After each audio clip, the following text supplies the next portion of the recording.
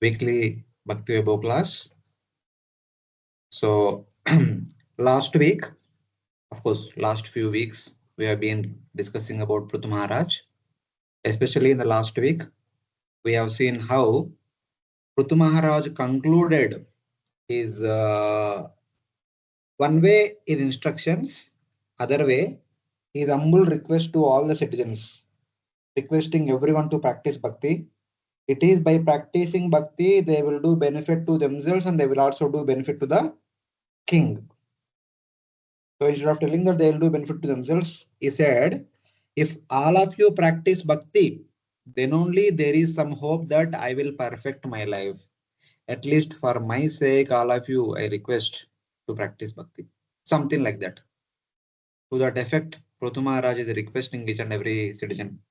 As he concluded his discussion, then the assembled Brahmanas, they are very happy to get a king like Prthu, who is so humble and so caring and so fatherly, affectionate, is so concerned about the well-being and each and every citizen. They are very, very happy. So they said, we were actually anatha. When your father was ruling, we were anatha. We were not even allowed to worship Lord Vishnu. But now you are requesting all of us to worship Lord Vishnu. You are completely very different from your father, completely contrast to your father. Just by having you, we have our Natha, and we are sure that we are going back home back to Godhead. That's what they are expressing. Then Prthu Maharaj kind of presented gifts to everyone who was there.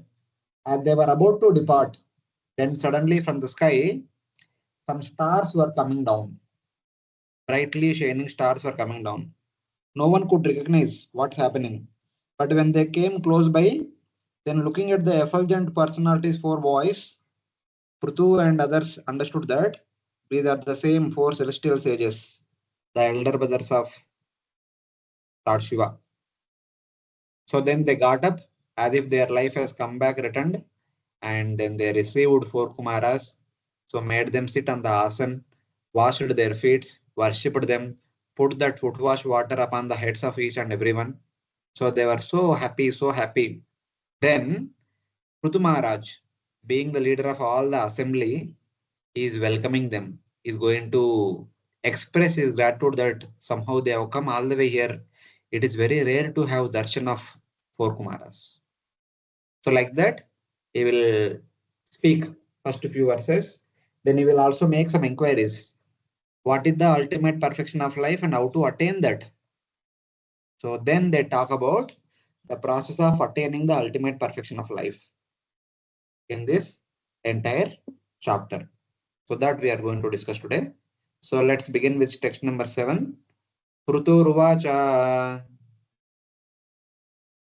Uvacha Aho acharitam kim me Aho Acharitam Kim Me mangalam mangalayana Mangalam Mangalayana yasya vo darshanam yas asid Yasavo Darsanam Yahi Asid durdarshanam cha yogibhi. Sudarsanam Cha Yogi Vihi. Translation. King Prthu spoke, my dear great sages, auspiciousness personified. It is very difficult for even the mystic yogis to see you. Indeed, you are very rarely seen. I don't know what kind of pious activity I performed for you to grace me by appearing before me without difficulty. So basically, he's expressing his gratitude that, oh, personified form of good fortune, aho mangalayana, what pious act have I performed? Kim mangalam me acharitam, so that I have received your audience. Rare for the yogis. Durdarshanam cha yogi. Even great yogis do not get your darshan. What kind of pious activity I have performed? Today I have got your darshan. So he is astonished at his own good fortune. Kim tasya durlabataram किं तस्य दुर्लभतरम् इह लोके परत्र च इह लोके परत्र च यस्य विप्रा प्रसीदन्ति यस्य विप्रः प्रसीदन्ति शिवो विष्णुश्च सानुगः. दिवो विष्णुश्च सानुगः. Translation: Any person upon whom the Brahmanas and Vaishnavas are pleased can achieve anything which is very rare to obtain in this world as well as after death. Not only that, but one also receives the favor of auspicious Lord Shiva and Lord Vishnu, who accompany the Brahmanas and Vaishnavas.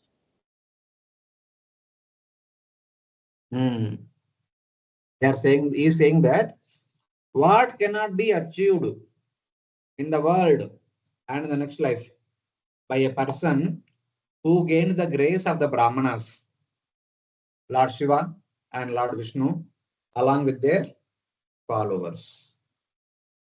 Basically, a person who obtains the darshan of Lord Brahma, Lord Shiva, Lord Vishnu, and their followers, such as Narada Muni and four Kumaras, etc., what they can't attain. Because having darshan of such kind of great people means one's life is already perfected. That is the understanding.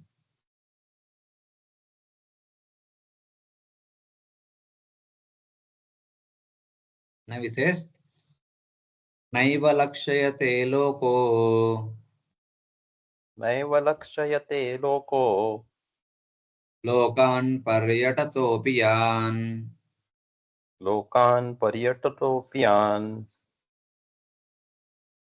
yata sarvadrusham sarva यथा सर्वदृशं सर्वा atmanam yesya hetavah. आत्मानं येस्य हेतव. Prthu Maharaj continued, although you are traveling in all planetary systems, people cannot know you, just as they cannot know the Supersoul. Although he is within everyone's heart as the witness of everything, even Lord Brahma and Lord Shiva cannot understand the Supersoul. They further glorify their wonderful wandering. So Prthu says, people do not see you, though you travel in all planets, just as all people and even Brahma and other creatures of the universe do not see Paramatma, the witness of all things. Of course, now they have come in front of Prthu and the entire assembly in a visible form. So it is not that they will not come. Even other time they might have come also, but they come in an invisible way. As a result of that, many will not be able to notice and see them. They keep wandering throughout the universe without being seen by others. So normally, even though they may be around, but one cannot see because they are always in invisible form. But now, by good fortune, they have come in a visible form. So they say that just like Paramatma, though he is everywhere, Amnantarastha Paramanucha Antarastham, but everyone cannot see always. Even for Brahma, also very difficult. Like very soon we are going to have Janmashtami. Like when Mother Earth came with complaint that I am overburdened by the Asuras who appeared as the kings. So please do something to reduce. Brahma says, no, this is beyond my capacity. I cannot do anything. Let us go to Vishnu. They all came to Kshirosagra, where they offered wonderful prayers. So then, at the conclusion, one Akashavani spoke to Brahma. Even Lord also, he could not see the Lord. He could only hear the sound. So that's why he said, even Brahma also cannot see always the Paramatma, the Supreme Lord. Like that, you people's darshan also is very rare. It is not that simple. But today, by our good fortune, you have made yourself visible to all of us. We don't know what kind of piety we have done sometime in the past. But actually, he only desired when Lord Vishnu appeared during the 100th Yajna, Lord Vishnu said, ask for a benediction. He said, what will I do with the benedictions? I don't want sarga, aparaga, and liberation, all these things. But one thing, I want to be in the association of your wonderful devotees, life after life. So he expressed his desire that I want to be in the association of devotees, so I want to hear about you, about bhakti, from such wonderful devotees. So the Lord was so pleased that now Lord had sent 4 Kumaras to give their association to Prthu. So this is what. Because following the instruction of Brahma, he stopped the 100 sacrifice. And Lord Vishnu came because of that. Lord Vishnu was willing to offer him any benediction he want. So he only desired for the association of pure devotees. So now Lord's blessing came in the form of 4 Kumaras. So they are going to talk about Bhakti, Jnana and all other aspects onto Prthu. The wonderful instruction they are going to give, which are beneficial for Prthu as well as the entire assembly also. That is how he got the association of the 4 Kumaras.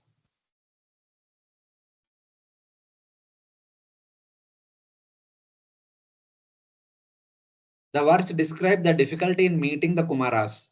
People do not see them, just as they do not see the super soul, who is the witness in everyone. What to speak of ordinary people? Even the causes of the universe like Brahma and Marichi cannot see. Just like Brahma and Marichi cannot see the super soul always, similarly, the people in general cannot see the 4 Kumaras regularly. Only by their own mercy, whenever they want to show themselves to ordinary people, they will become visible. So like that. Though they are there around like Paramatma, they are completely invisible. So that is understanding. Adana apite dhanya. अधनापि ते धन्या Sadhavo gruhamedinaha. साधवो गृहमेधिना Yadgrahai arha varyambu. यद्ग्राही अर्हवर्याम्भो Truna bhumishwaravara. तृणा भूमीश्वरावरा. Translation. A person who is not very rich and is attached to family life becomes highly glorified when saintly persons are present in his home. The master and servant who are engaged in offering the exalted visitors water, a sitting place, and paraphernalia for reception are glorified, and the home itself is also glorified. Poor but saintly householders, whose houses give worthy reception to devotees with water, grass, earth, husband and family, are fortunate. Yata apite dhanya sadavo gruhamedina. Yad grahai archa varyambu trina bhumishwara avaraha. So these are all different ways to receive a guest reception. So he's telling that whenever a householder receives a great personality like you, their house becomes completely pure.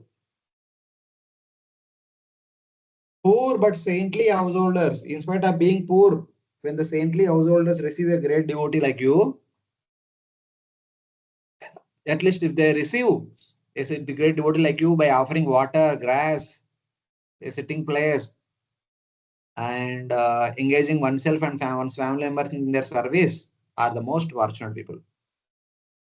They should offer at least water if food is not available. So basically, the different levels of guest reception.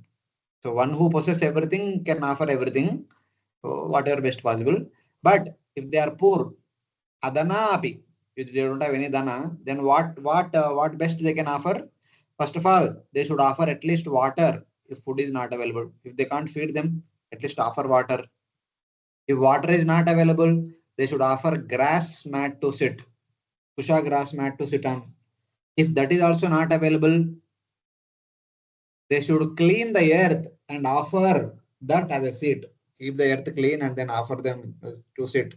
If that is also not available, then they offer themselves by saying kind words and folding their hands. Even if they can't offer sitting place, They should at least speak nicely by offering obeisances and folding hands, etc. If they cannot even do that, they should give their sons and wife who should offer respects on the ground with tears in their eyes. If the male head of the family, male person is bedridden, if he can't get up and do any charas to receive a guest, he should tell his family members, please go and receive so sadhu on my behalf. Something like that. So here we can think of the example of Bhishma. When Bhishma was an Ampasaya, when Lord Krishna brought Yudhishthira Maharaj, promoting Yudhishthira Maharaj, to ask Bhishma whether Yudhishthira Maharaj should become the king or not, whether he is qualified to become the king or not. So in the first canto we read that. So many great sages following after Lord Krishna, many great sages all came there. Then Bhishma cannot do because he's on Ampashaya. His whole body is filled with lot of arrows. He can't even fold both the palms together and offer namaskar. He simply by speaking few words, by expressing smile, this happiness through smile, and by glancing at each and every person, whoever is nearby, he welcomed everyone. So whatever best he could do, he did that best. Same way, if a poor person, whatever facilities one has, offering those, using those facilities, one should receive the guest and serve the guest. So like that.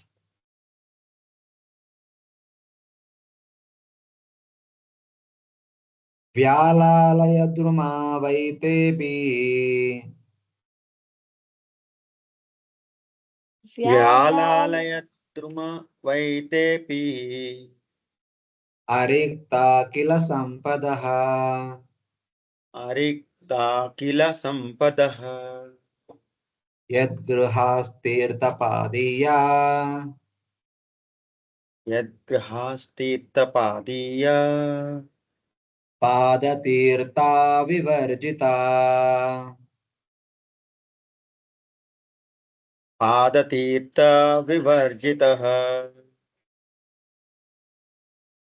On the contrary, even though full of all opulence and material prosperity, any householder's house where the devotees of the Lord are never allowed to come in, and where there is no water for washing their feet, is to be considered a tree in which all venomous serpents live. The houses of those who have all wealth, but which are devoid of water for washing the feet of Vaishnavas, and which give shelter to sharp-tongued wives and sons, are like trees giving shelter to snakes. So the previous verse talked about adane api. Even if a poor person is poor, does not have any amount of wealth, living in a poor hut, when a sadhu comes, they should, if they don't have anything to offer food, like Sudama has nothing to take for Krishna. His wife begged some chiput rice and gave that as a gift to Sudama to be given to Krishna. Begged chiput rice. So, but at least water is available freely. So in that sense, if one cannot feed the invited guests, at least feed, give them water. If one can't do that, at least offer a seat to sit and a grass mat or a seat to sit. If that is grass mat is also not there, then clean the ground where they can sit, maybe some elevated platform. If that is also not there, if the head of the family, the male person, even cannot do all these things, if he himself is bedridden, old and invalid, then he should request all his family members to do whatever basic thing is available. Or he is there, at least he should come forward and speak, greet with a happy and compassionate, happy and very affectionate words. So that much is also enough. If that cannot do, he should request his family members to do the things. On the other hand, if a person is wealthy, but if he can't offer some food, some water, some seat, and the elevated platform on the earth, and offering some words of welcome, and does not engage one's family members in receiving such a simple sadhu, such kind of home The home of such kind of person is known as, it's like, since it is very opulent, is compared to Chandana Vriksha. It can only give shelter to snakes. A home which cannot invite sadhus and serve them is only good for giving shelter to snakes. So that is understanding. The Chandana Vriksha so may be so opulent, so wealthy, but it is only giving shelter to snakes, but not to the sadhus. That is the understanding.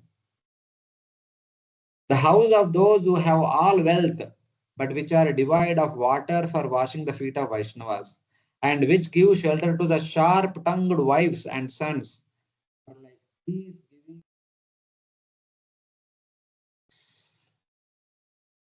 houses in which the sons and wife shower sharp words like a snake's poison, are like trees which are the homes of snakes.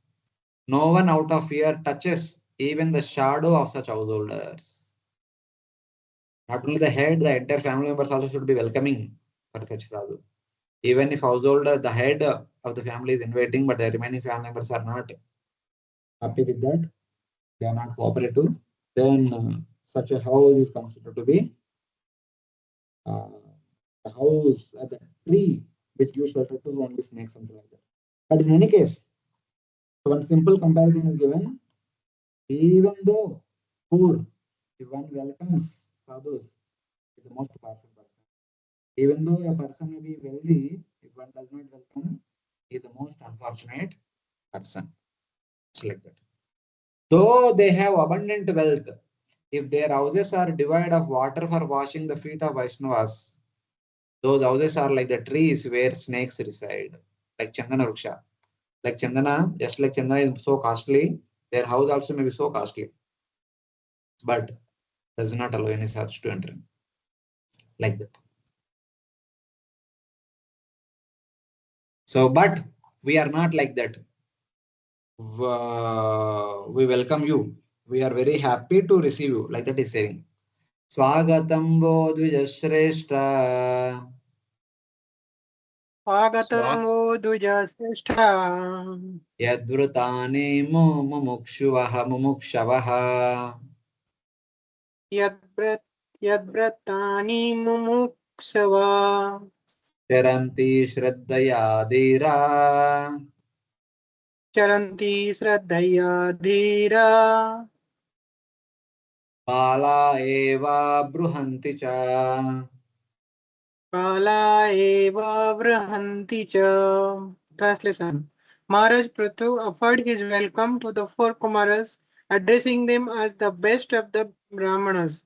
He welcomed them, saying, "From the beginning of your birth, you strictly observed the vows of celibacy, and although you are experienced in the path of liberation, you are keeping yourself just like small children." Welcome to you. You are the best of the Brahmanas. Because desiring liberation, you have undergone brahmachari vows with faith, and though you are boys, you have achieved liberation. At the time of your birth, Brahmaji requested that get married and beget children. And you decided that no, there is a chance of being born in this material world by Kriya Yoga, Karma Yoga. We don't want to. We will remain like boys and practice Jnana Yoga to attain liberation quickly. So with that intention, they denied the marriage and they denied to grow further. That is what is indicated here in this verse. Is recognizing that you are the best of the Brahmanas because desiring liberation, you underwent severe vows of brahmacharya with complete faith. And being just boys, you have achieved liberation. So because of your severe austerities, you have already achieved liberation. All of you are all Jivan Muktas. You did undergo the difficulties of brahmacharya and the practices of gaining liberation. All of you have taken a lot of hardships. So to practice brahmacharya and also to attain perfection of life, you already perfected. So like that, Prthu is recognizing the hardships that they underwent or they voluntarily took upon themselves. So that's how he's glorifying them. Then Prthu further says, Kaschinna kushalam nata. Kachinnah kushalam natha. Indriyartartha vedinam. Indriyartartha vedinam. Yasanna vapayetasmin. Vyasana vapa yesasmin. Etasmin. Paritanam swakarmabhihi.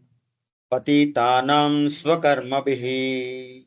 Prthu Maharaj inquired from the sages about persons entangled in this dangerous material existence because of their previous actions. Could such persons, whose only aim is sense gratification, be blessed with any good fortune?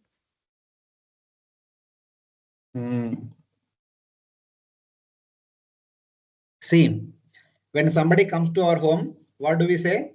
Please welcome, come sit and take some water. And then we start inquiring, how are you? How is everyone at home, etc. etc. Like that, we start about asking the well-being of himself, the guest, as well as the guest's family members and all those things. Now, Prthu is going to say that there is nothing to ask about you. You're already Jivan Mukta, liberated.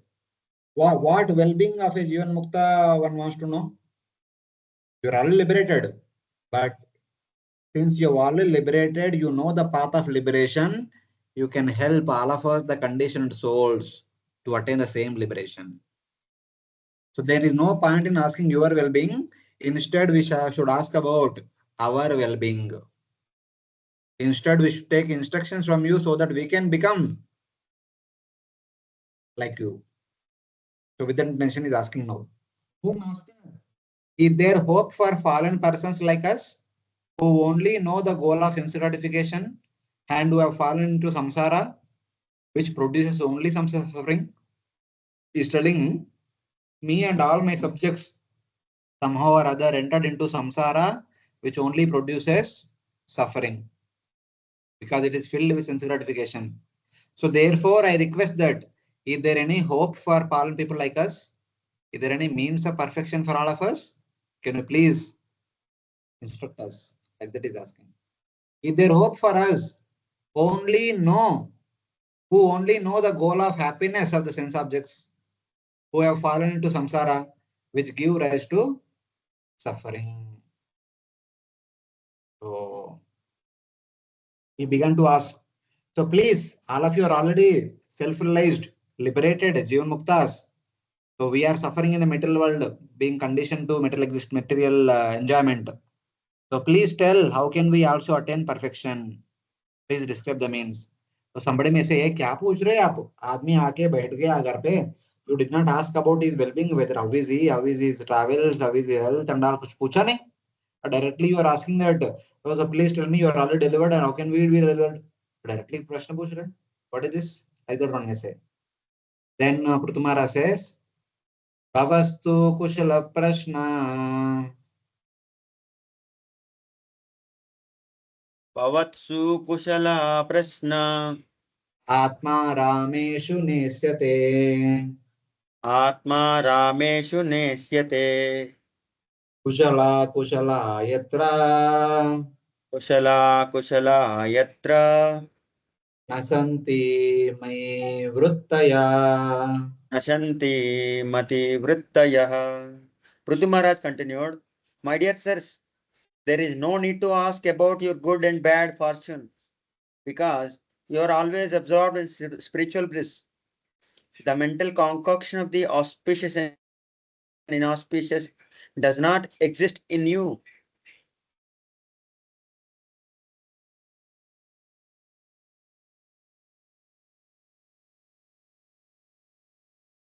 There is no need to ask about your welfare since you are enjoying in the self and never think about good and bad. So there is nothing to ask about you. We ask, how are you? Matlab, are you happy or not? But those are already liberated. Usko happy, unhappy, पूछ के क्या फायदा? They are already experiencing Brahmananda. They are already on the highest transcendental platform. So उनके लिए good, bad, this, that, कुछ है ही नहीं. So even somebody may think that, okay, why are you not asking the well-being of the people who just come? There is nothing to ask about them. They are already beyond all these worldly dualities. They are already enjoying within themselves Atmarama. They are enjoying the Brahmananda. तो उनके लिए क्या पूछेंगे हम? We should ask about our condition. They are already enjoying Brahmananda. They are ready to share that Brahmananda with each and everyone. So we should ask that how can we obtain that Brahmananda? That should be our question. Not about how are you. That does not make any sense. So it's like that. No, that is not necessary for them.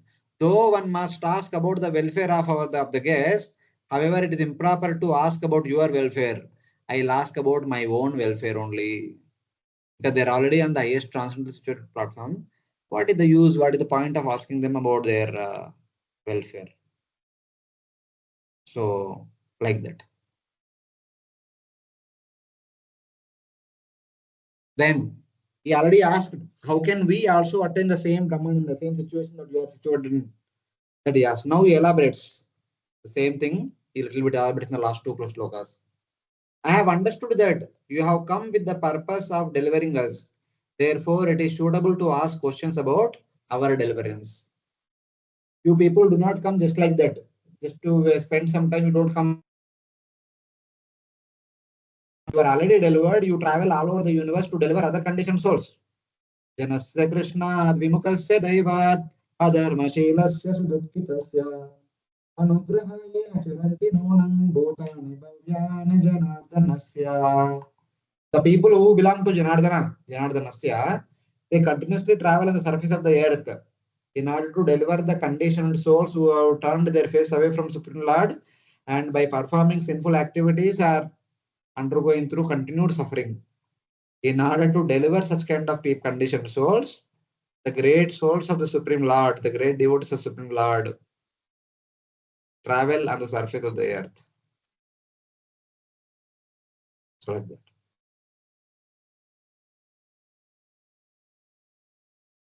Same way here, you have come here all the way here to deliver all of us. So the suitable question should be asked to you is how we can be delivered. That is a perfect question. Tadaham kruta vishramba. Tadaham kruta visramba. Suhrudo vas tapasvinam. Suhrudo vas tapasvinam. Sampruche bhavachetasmin. Sampruche bhavaetasmin. Kshema kenanjasa bhavet. Kshema kenanjasa bhavet. Translation.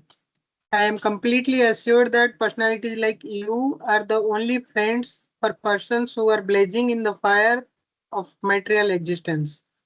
I therefore ask you how in this material world we can very soon achieve the ultimate goal of life. He says that, therefore, with confidence, I ask you, the ever well-wishers of the entire universe, Sampruche va suhruda. What? By what means will there be immediate benefit for those suffering in this world? Kena anjasa kshema bhaved etasmin bhava tapasvinam. Bhava tapasvina means not those who are doing tapasya.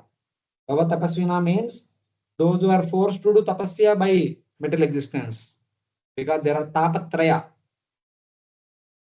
Adhyatmika klesha, adi bhautika klesha, adi devika klesha. Those who are continuously going through the suffering because of these three kleshas, they are voluntarily going through tapasya. In order to deliver that such kind of, not voluntary, they are forced to do tapasya. So in order to deliver such kind of conditioned souls who are going through intense misery continuously, please tell me what they should do. Please suggest the best means so that they can attain freedom from the material suffering. This Prthu is not asking about himself.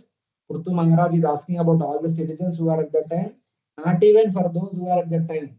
Because the people who are at that time along with Prthu also must have been elevated people only, especially for all of us who are going to hear afterwards.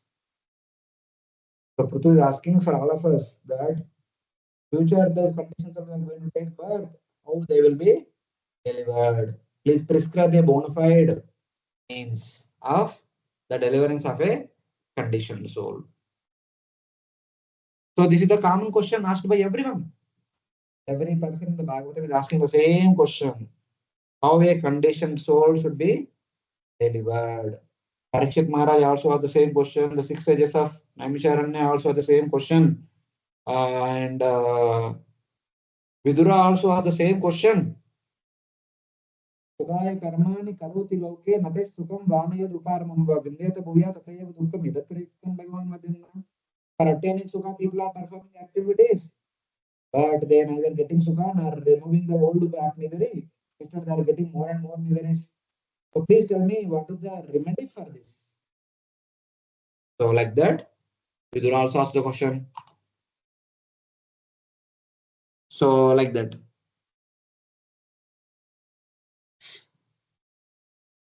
Same way, our Prthu Maharaj is also asking, please tell me how easily and how quickly the suffering conditioned souls of this world can attain freedom from the material miserable condition. So in that way. Vyaktamatvat atmavatam Vyaktam atmavatam atma. Bhagavan atma bhavanaha. Bhagavan atma bhavanaha. Swanam grahe mam. Swanam anugrahaye mam. Svanam anugrahaye mam. Siddharupi charatyaja. Siddharupi charatyajah. The Supreme Personality of Godhead is always anxious to elevate the living entities, who are his part and parcels. And for their special benefit, the Lord travels all over the world in the form of self-realized persons like you. Same verse that Janasya Krishna Vimukasta Devad and Janasya Krishna Vimukasta Devad Adharma Shilasya Sudukitasya Anugrahaya Charanti Nunam Bhutani Bhavyani Janardanasya. The same verse again coming here. It is clear that the unborn Supreme Lord who reveals himself to the world, who is the object of affection for devotees, moves about the universe in his spiritual form to show mercy to his devotees. So, it is the Supreme Lord himself manifesting like great acharyas like you, the 4 Kumaras, Narada Muni, and other great sages like them. The Supreme Lord keep wandering all over the universe in order to deliver the conditioned souls. By revealing the knowledge of himself. How conditioned will be delivered? By understanding who the Supreme Lord is, what is our relationship with the Supreme Lord, and how to revive that relationship with the Supreme Lord. That knowledge will be given by acharyas, who are non-different from the expansion of Supreme Personality of Godhead. Acharyam mam vijaniyam. Understand that acharya is me only. Na avamanyeta karchit, never humiliate him. Na martya buddhya asuyeta. Don't become envious of that person because he is receiving a lot of respect from a lot of people.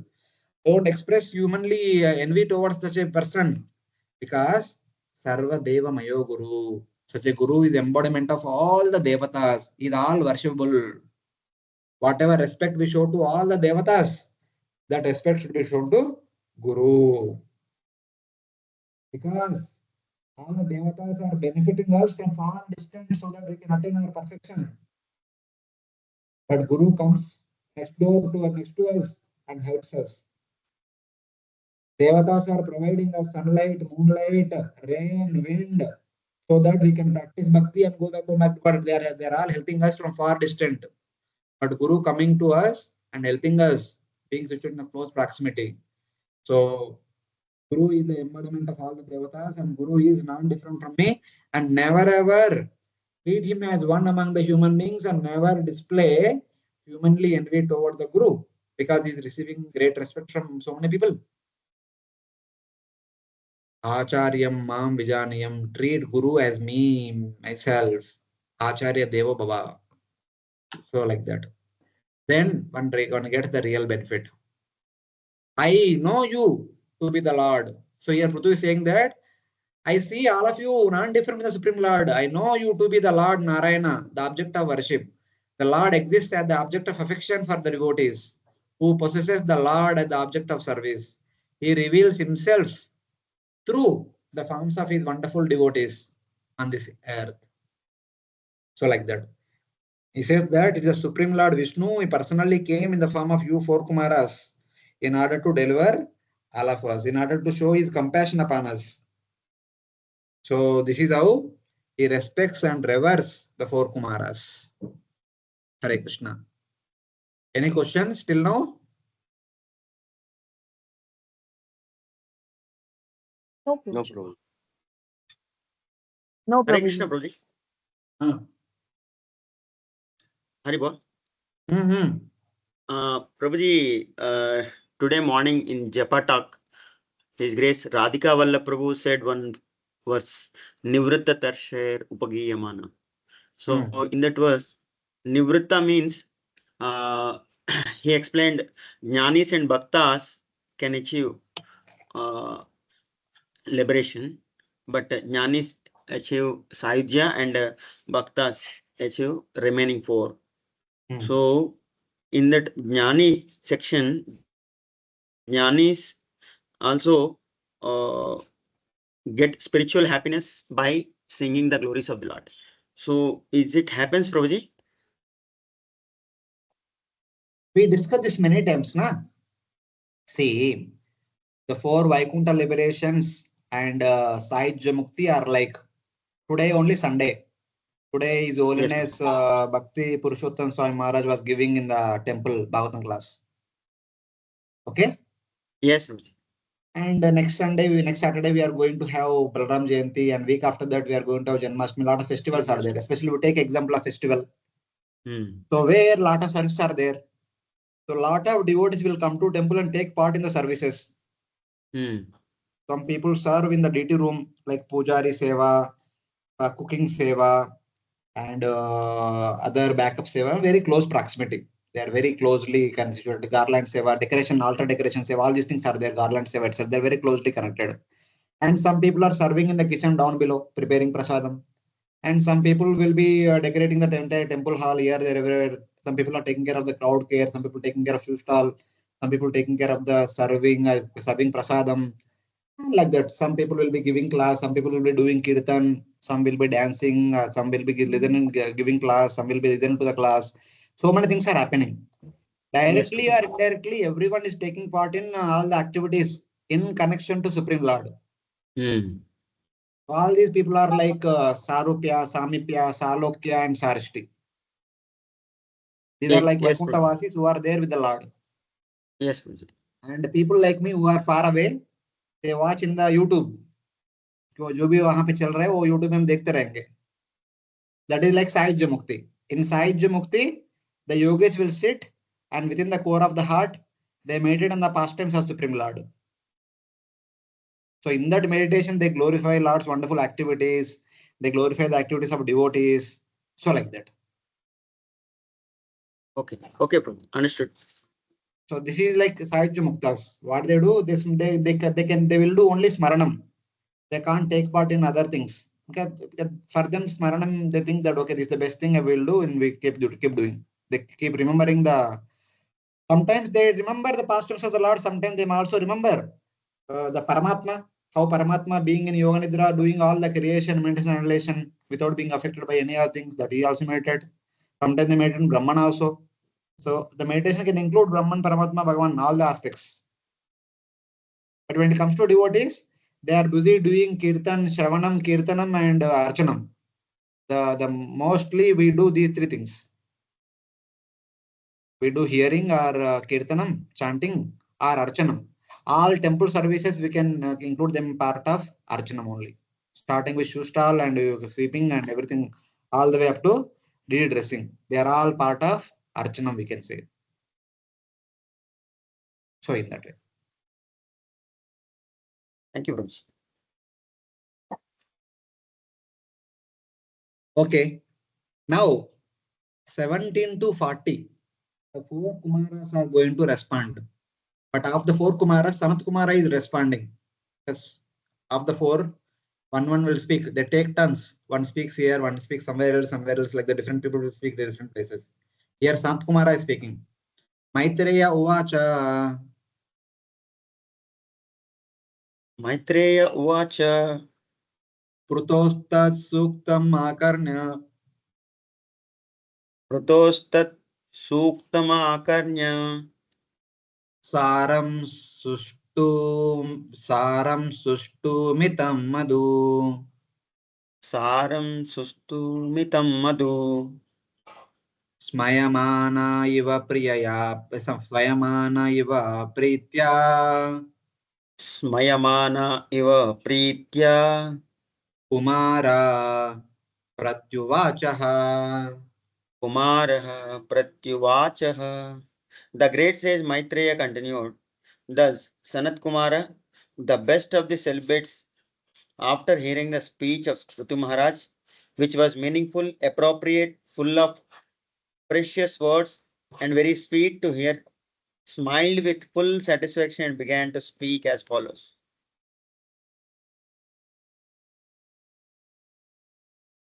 Hearing the words of Prthu, which are logical, Sukta means very nicely spoken words, which are logical, Saram, deep in meaning, Sushtu, concise, Mitam, sweet, Madhu. The Kumaras with joyful faces, Smaimana, with happy faces, answered with affection. Pritya Prati Uvachaha. Prati Uvacha means response. Pritya means with affection. So, because Prthu Maharaj spoke so gently, so softly, and very concisely, so they are very happy to hear such kind of words. And now they are going to respond because they are very much pleased by the inquiries made by Prthu and they are eager to answer. And now they are going to answer very nicely. So they speak from 18th verse to 40th verse, almost 23 verses they speak. The words were logical, deep in meaning, concise, and sweet. They had joyful faces as a result of that. SanatKumara Uvacha.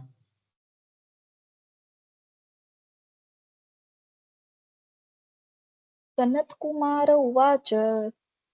Sadhu Prishtam Maharaja. Sadhu Prishtam Maharaja. Sarvabhuta Hitatmana. Sarvabhuta Hitatmana. Bhavata Vidusha Chapi. Bhavata Vidusha Chapi. Ridrishi.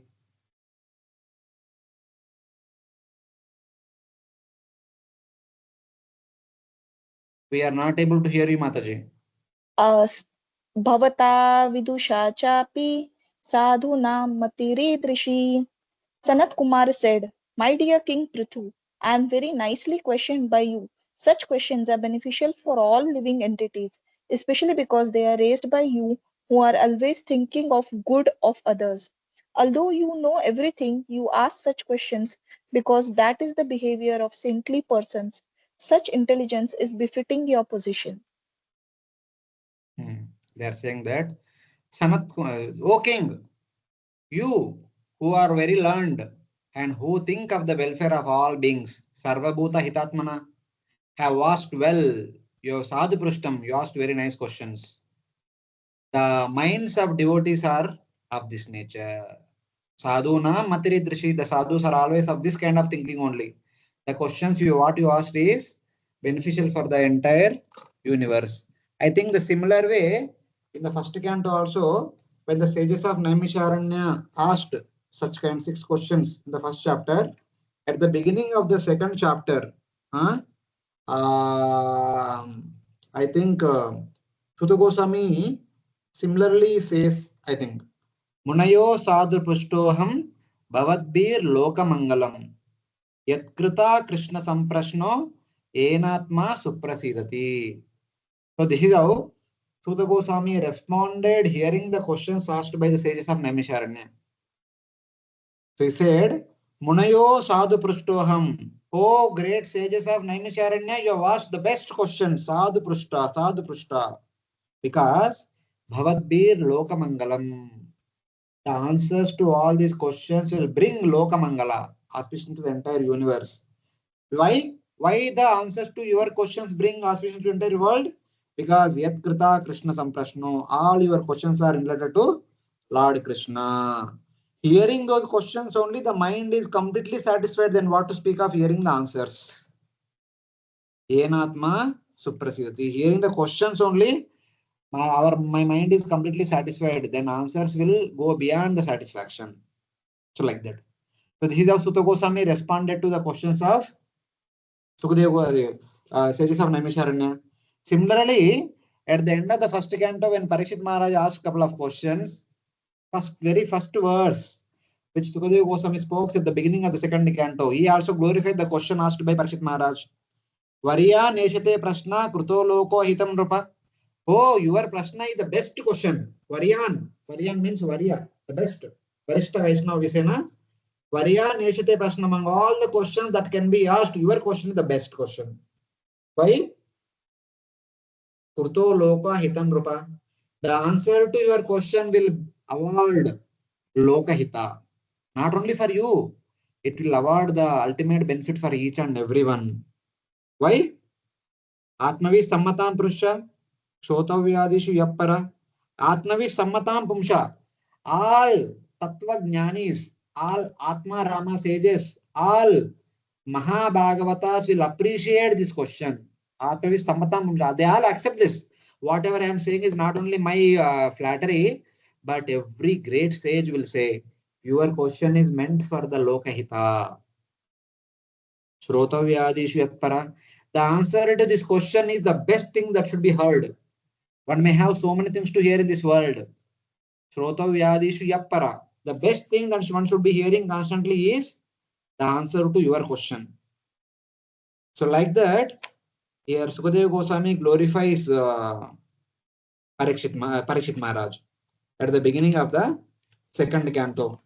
Similarly, in the third canto, fifth chapter, at the beginning when Vidura asks so many questions, when Maitreya responds, similarly Maitreya also glorifies same way. Sadhu prashtam tvaya sadhu lokan sadhu anugrahanata kirtim vitanvata loke atmano dokshajatmanaha. He says that sadhu prashtam tvaya sadhu, oh sadhu, what you have asked is the best question. Why best question? Lokan anugrahata. Oh sadhu, the answer to your question will be beneficial. It brings anugraha to the entire universe. Kirtim vitanvata loke atmano adoksha atmanaha.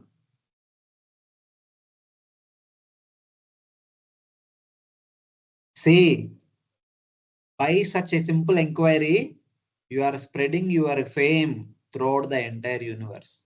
You don't have to do big gymnastics for the people to recognize your greatness. Your simple question is enough. Your question will make you the world famous.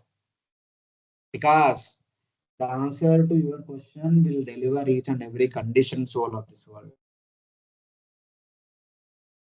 So in that way. Even now very soon we are going to celebrate Janmashtami. The 10th canto, first chapter, at the very beginning, Parikshit Maharaj has so many questions about Lord Krishna. Please tell me in great detail. Don't give me summary details. In the end of the 9th canto, Sukadeva Goswami spoke about Lord Krishna in summarily. Few 10 verses, it talks about Lord Krishna completely. Parikshit Maharaj says, no, I am not satisfied. Abhi ho gaya. Abhi bahut suna tha. Abhi whatever time bacha hai, baki 3 din, only Krishna. Baki 3.5 din, just speak about Lord Krishna only. Elaborately. You should talk about his birth, Balram's birth.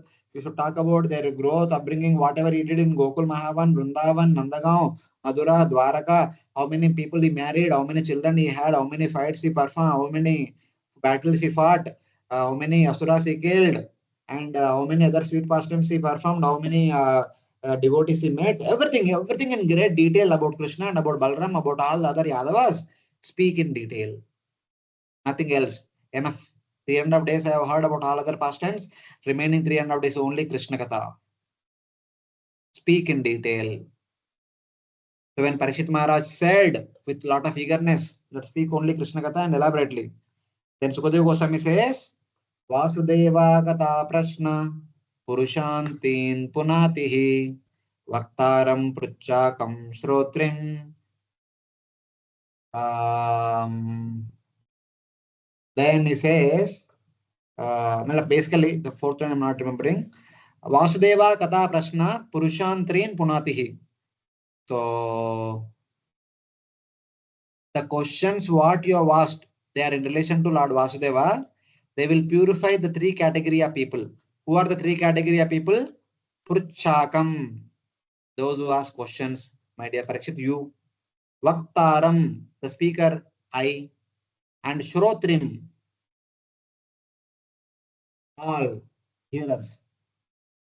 Yatpada Salilayata, just like that water emanating from the lotus feet of the Supreme Lord Trivikrama purified the 3 planetary systems, upper planets, middle planets, and lower planets, all the 14 lokas. Similarly, Vasudeva Katha Prashna purifies 3 category of people. Bhaktaram, Purchakam, Shrotrim. The speaker, the inquirer, and the hearers, listeners. All 3 category people are purified and perfected.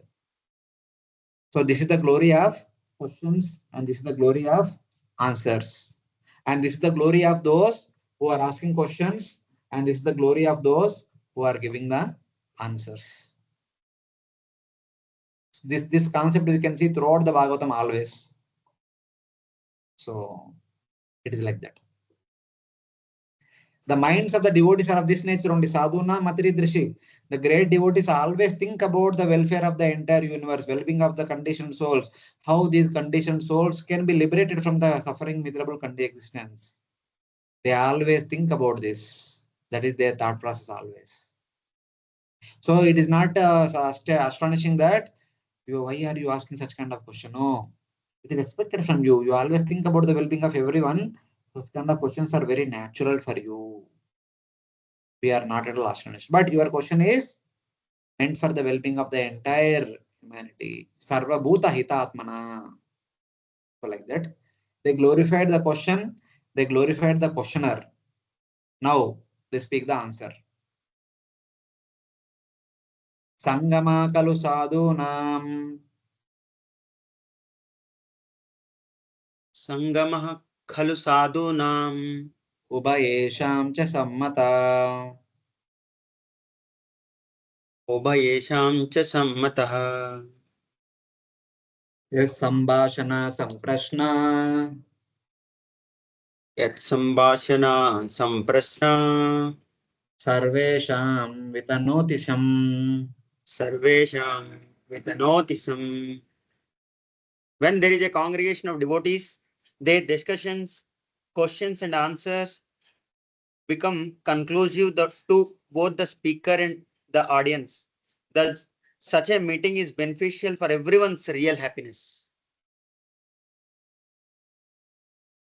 So here the SanatKumara says that even we are looking for such kind of opportunity where we can hear such kind of wonderful questions and so that we can speak wonderful Krishna Katha. They are expressing their eagerness. The assembly of devotees of hearers and speakers is desirable because the discussion and answer spread benefit to both the parties.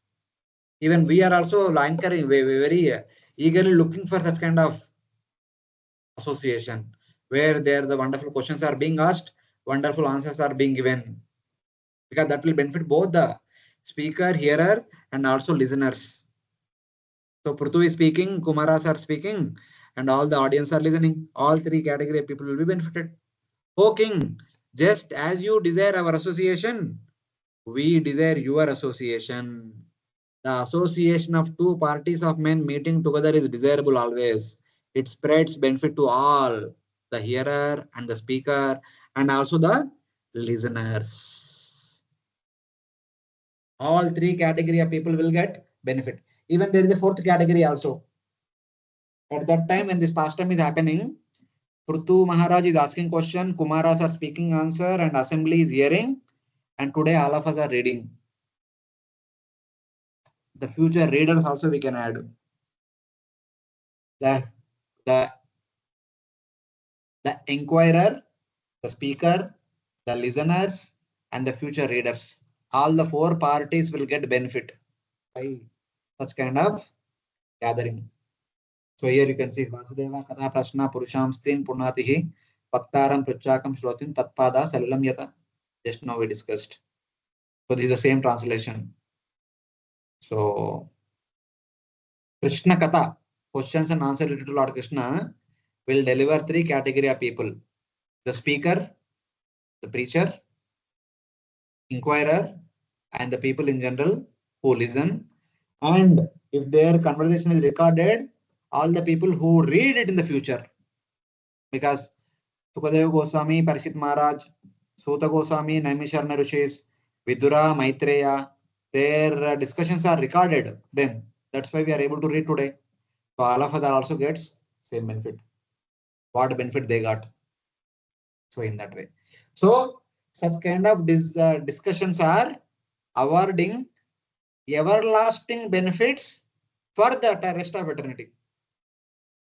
Those who hear, they will get the everlasting benefit, and that benefit will be awarded always, not only once. It is not like, okay, this benefit is available only, not like that. That benefit is, one can avail that benefit for the rest of eternity, as long as Bhagavatam is there. So in that way. So now, having glorified and having expressed their eagerness to be part of such kind of Vaishnava Sangha, now they are going to discuss. अस्तेव राजन् भवतो मदुद्विषः अस्तेव राजन् भवतो मदुद्विषः पादारविन्दस्य गुणानुवादने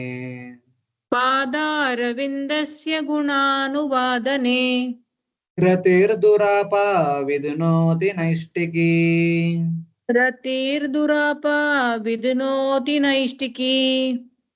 कामं कषायं मलमन्तरात्मनः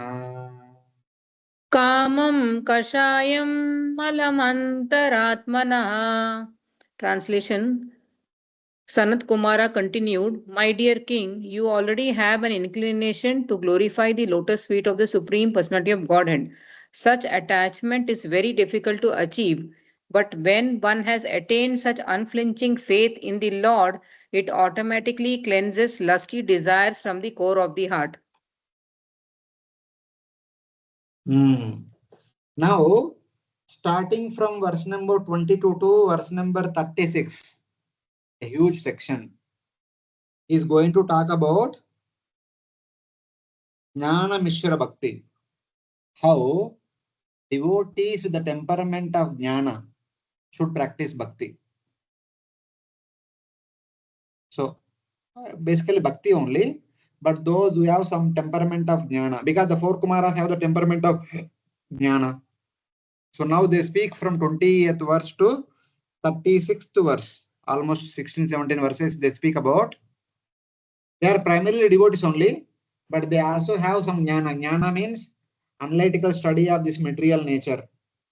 Understanding how the material nature poses problems, how it is detrimental to one's spiritual progress, and how one should be dealing with the material world. Just like in Bhagavad Gita chapter 13 to chapter 18, Lord Krishna elaborately talks about Ishvara, Jiva, Prakriti, Kshetra, Kshetrajna, Purusha, Jnanam, Jneyam, Tattvaguna, Rajoguna, Tamoguna, Ashwatta Vriksha, transmigration, this, that, and then Daiva Daivasura Sampad Vibhaga Yoga, and Traigunya Vishaya Veda, Shraddha Traya Vishada Yoga, Shraddha Traya Vibhaga Yoga, and then Sannyasa Yoga, like that. So many things. How three modes are influencing various things: our action, our result, our thought process, our intelligence, and then our happiness, our food, our performance of yajna, dana, tapa, how the three modes are influencing. Basically, the knowledge of how this material world is functioning. That is jnana. And then bhakti. They are bhaktas only, but with the analytical bend of mind. So for such kind of people, how they should practice bhakti? That they are speaking from 20th verse to 36th verse. Then 37, 38, 2 verses they speak about bhakti mishra jnana. Those who are jnanis, but with little bit of bhakti, those who are aspiring for Sahajya Mukti, how they should practice jnana. Brahmavadis, what kind of sadhana they should practice. 2 verses they speak.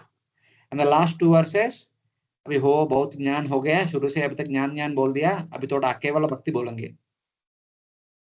So last 2 verses 39 and 40 they talk about bhakti, because Prthu Maharaj is a pure devotee. For people in general they spoke, because since they are coming from the jnana background, they are jnana teachers. So whatever bhakti they spoke about, they spoke of that bhakti mixed with jnana. So Jnana-misra-bhakti and bhakti mishra jnana, both the things. Basically bhakti mishra jnana means jnana yoga, and Jnana-misra-bhakti means bhakti only, but with the temperament of analytical analysis. So like that. The last 2 verses they speak about Kevala Bhakti, only Bhakti. So here onwards, we'll see how we can understand by listening to the shlokas how this is Jnana-misra-bhakti. Bhakti only, predominantly Bhakti only, but with the worldly knowledge. In that way. First verse they are saying that, "O king, you have rare fixed attachment to discussing about the qualities of the lotus feet of Supreme Lord. That washes away the contamination of lust within the mind. So, your attachment to Supreme Lord is very rare. Such kind of attachment will wash away the contamination in the heart. So, when we have Rati for the Supreme Lord, the Rati for the matter will diminish. That is simple formula. We have only one heart. We can have Rati for only one side. If we have Rati for Krishna, we will not have Rati for matter. If we have Rati for matter, we don't have Rati for Krishna. That's all. Rati means we can take love. So in that way. You ask what is beneficial for yourself, but you already have what is most beneficial.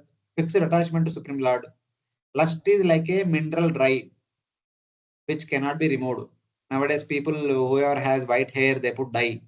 That dye cannot be washed away just by putting water. You need another material to wash them away. So it requires special antidote. But attachment to chanting Lord's qualities removes the dye completely. But those who have firm devotion to Supreme Lord, their attachment to material existence or material happiness or material objects will be washed away very quickly. Our attachment to material objects is like putting dye upon white hair. So other processes are like washing with water. Other processes are like karma, jnana, yoga. They are like washing with the water. But pure bhakti, it is like the antidote of dye, which completely cleanses the hair free from the dye. So like that, they are saying, because you have fixed attachment to Supreme Lord, this attachment is the perfect solution, perfect antidote for the material attachment, which is like the dye. So like that. So since you already have attachment to Supreme Lord, which is the proper solution for removing the material existence, you already have. So your questions are not meant for you; they are meant for the society in general, the conditioned souls of this series, of the country in general. So if they follow your footsteps, they will also attain perfection. But however, we will tell the means how to become attached to Supreme Lord. Since you have that attachment, contamination is impossible in you. So whoever has the same attachment, for them also contamination is impossible. But everyone cannot be at your level. If somebody has contamination, how they can become free from that contamination? How they can come to your state of consciousness? We will try to offer a solution from our understanding. Like that, we are going to speak now. Shastreshu yane vasunischito nrunam शास्त्रेष्वियान् एव सुनिश्चितो नृणाम् क्षेमाय सद्र्यग् विमृशेषु हेतुः क्षेमस्य सदृय Vimrisheshu hetuhu.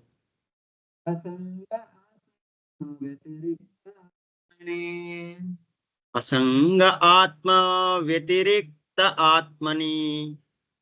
Druಢaratir brahmani nirgune chaya.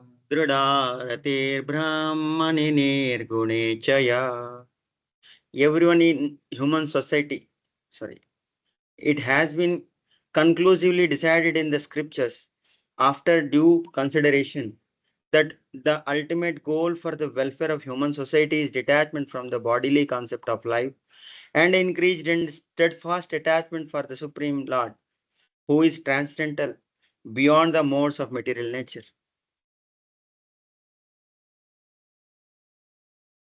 Whatever attachment you have for the Supreme Lord, that is the same solution is offered by the scriptures also. Scriptures also offer the same as a solution.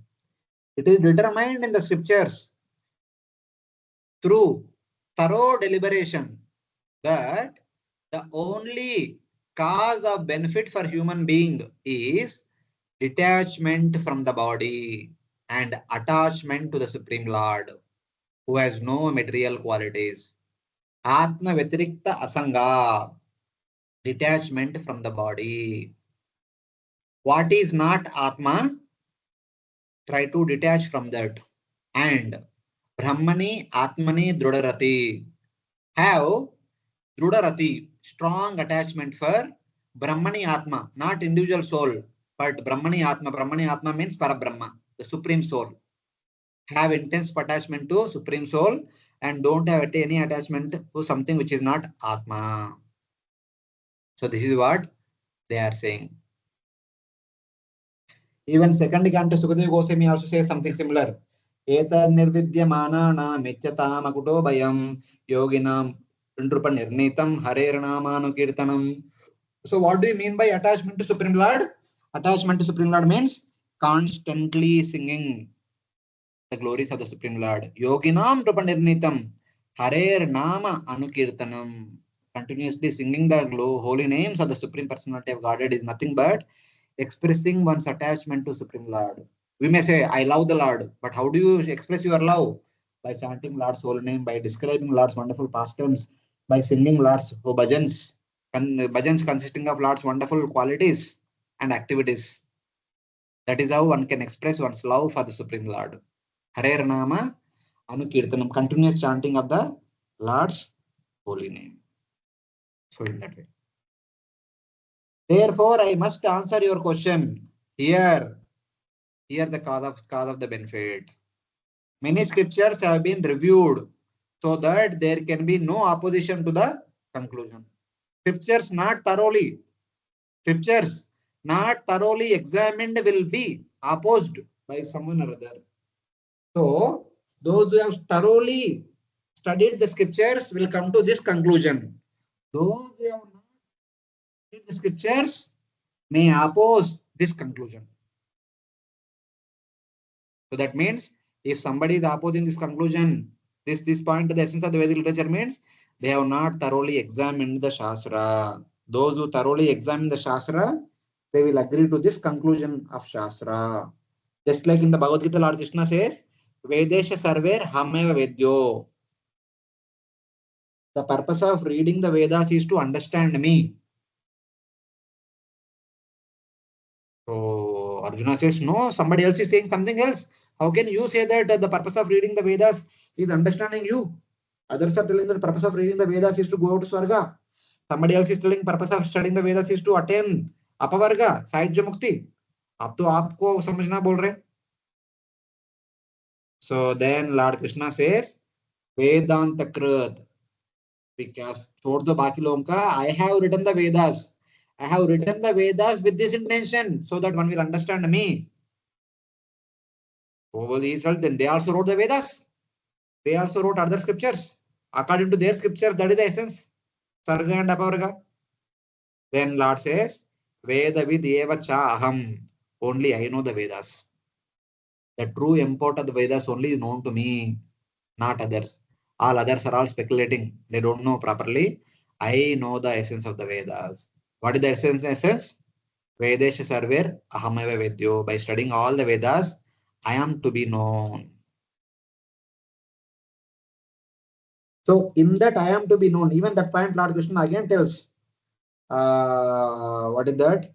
Yasmak Sharo Atitoham Akshara Dapichottama Atosmi Vede Lokecha Pratita Purushottama. After speaking about Kshara, Akshara, Brahman, Paramatma, all these things, then he says that superior to Kshara is Akshara, superior to Akshara is Parabrahma, superior to Parabrahma is Paramatma, superior to Paramatma is Bhagavan, and the best among all the Bhagavans is Purushottama. And that Purushottama is me, Sri Krishna. And this is not my conclusion. This is the conclusion of Atosmi Vedecha Lokecha. This is the conclusion of all the Vedas, Puranas, and all the people of the past. Those who have studied the Vedas, those who studied the Puranas, they have concluded, the Vedic literatures have concluded that the Purushottama, who is known as Sri Krishna, is best among the Bhagavans, who is best of the Paramatma, who is better than the Brahman, who is better than the liberated souls, who is better than the conditioned souls. The same 15th chapter Bhagavad Gita, God establishes that. Other opinions, but you don't worry. Let them keep speaking all those different things. But I and all my bona fide acharyas who are representing me will always have this conclusion. They will not have any other conclusion. So if at all others keep saying that no, this is not the Vedic conclusion, something else conclusion, then Lord Krishna says, Yo mamevam sammodo janati purushottamam. Those who study the Vedas and come to the conclusion that Janati Purushottamam, that I am the Purushottama. Such a person is Asammoda. Such a person is actually intelligent person, is not a moda, and he has understood the real essence of the Vedic literatures and the real teachings of the Vedic gurus. And then such a person who has understood that I am the Purushottama will immediately engage in my devotional service. Sa sarvavid bhajante mam sarva bhavena bharata manasa vacha karmana. Such a person who has understood that I am the Purushottama will always engage in pure devotional service, unalloyed devotional service. Even though the entire world may be opposing him with so many arguments, but he will never give up. That is the proper understanding of Vedic study. The same thing is told here. Detachment from the body, which is not Atma, attachment to Supreme Lord. When we become attached to Supreme Lord, when we understand the glory of Supreme Lord, when we know, we hear about Supreme Lord, when we know and realize, understand, we become attached to Supreme Lord. That is what you are saying. I am to be known, I am to be understood, I am to be realized. Then only one will become attached to me. Otherwise, why would one become attached to Supreme Lord without hearing about him? So like that. So this is the conclusion of all the Vedas. So becoming attached to Supreme Lord means becoming detached from the material world. So we cannot have both together. In there is a proverb in Telugu also, even in the English also it is there. In one jacket, like what we can say, that sheath, you cannot keep two swords. You can keep one sword only in one sheath. So two swords cannot be there. Either you can keep attachment to matter, or one can keep attachment to Supreme Lord Sri Krishna. We cannot keep both in one sheath. That is not possible. So if somebody says no, have both, means one of the two is negligent.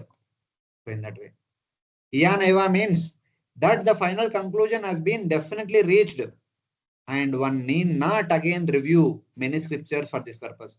This conclusion already established by great souls in the past.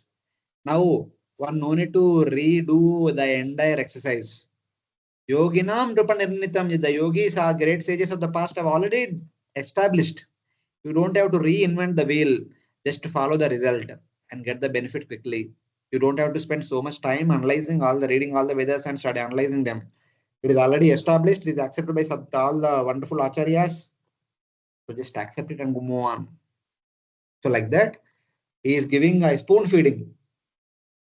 That is the work of the acharyas. The acharya, they take the hardships of reading the shastra, take out the essence and spoon feed to the people in general who cannot have that ability or time, capacity, interest to do the hardiest exercise. So it is already established. You don't have to do exercise once again. Just hear, understand, and follow. That's all. The conclusion of the Vedas is detachment from the body and things associated with the body and attachment to Supreme Lord. What was that phrase which Lord Krishna, Prabhupada says again and again in Nectar of Devotion? Smartavya smartam Vishnu, Vismartavya na jatuchit, Sarva vidhi nishedasur, etayor eva kinkara. Always remember Krishna, never forget Krishna, and all other rules and regulations of the Vedic literatures are kinkara of this principal rule. They are all subservient to this principal rule. The first rule is always remember Krishna, that is attachment to Krishna, and never forget Krishna means detachment from the matter. Detachment from matter means never forget Krishna. Attachment to Krishna means always remember Krishna. So like that. That is the conclusion of all the Vedic literatures. Asanga means detachment and Drudarati means firm attachment. Benefit means merging in Brahman, Shantarasi and Prema according to one's qualification. So those who are practicing Jnana-misra-bhakti according to their qualification and according to their inclination and desire, they can either attain Sahajya Mukti, they can either attain Shantarati, or they can attain Prema also. So basically, Jnana component is there. Jnana-misra-bhakti still Jnana component is there. Because of the Jnana component, one may aspire for Sahajya Mukti also. They will get it. One may aspire Shantarati also. They will get it. And one may aspire Dasya, Sakya, Vasalya, Madhurya with Prema. All the four other rasas are Prema. Prema means Dasya, Sakya, Vasalya and Madhurya. So all the five rasas are there, as well as Sahajya Mukti is also there. So any kind of liberation as per their ability, as per their inclination, they can attain. That is indicated here. So like that. So I just mentioned Jnana-misra-bhakti having predominance of bhakti culminating in Shantarati will be explained starting from verse number 22 until 36. Then he explains in verse 37 and 38 Bhakti Mishra Jnana, the two verses, because they are like Jnana yogis. So their process they are describing Bhakti Mishra Jnana, Jnana mixed with Bhakti a little bit, and with the predominance of Jnana, and with the goal of Sahajya Mukti. The goal is Sahajya Mukti. For the goal of Jnana-misra-bhakti is all liberations. As we just saw, all liberations are like Sahajya Mukti, Shantarati, Dasyarati, Sakyarati, Vasalyarati, and Madhurati. All these are the goals of Jnana-misra-bhakti. But Bhakti Mishra Jnana, the only one goal is Sahajya Mukti. But at last, SanatKumara speaks of pure bhakti, by which one achieves Krishna Prema, in which liberation is a secondary effect in two verses, 39 and 40. And this last two verses are specifically meant for Prema, means Dasya, Sakya, Vasalya, and Madhurya. All these things can be attained. This is Kevala Bhakti. So this is how the chapter flow has been indicated. So 21 has begun the discourse, and 22nd onwards, the principal focus on each and every aspect is there. Hare Krishna, all of you are able to follow. Any questions till now? Following, Prabhuji. Other devotees? Following, Prabhuji.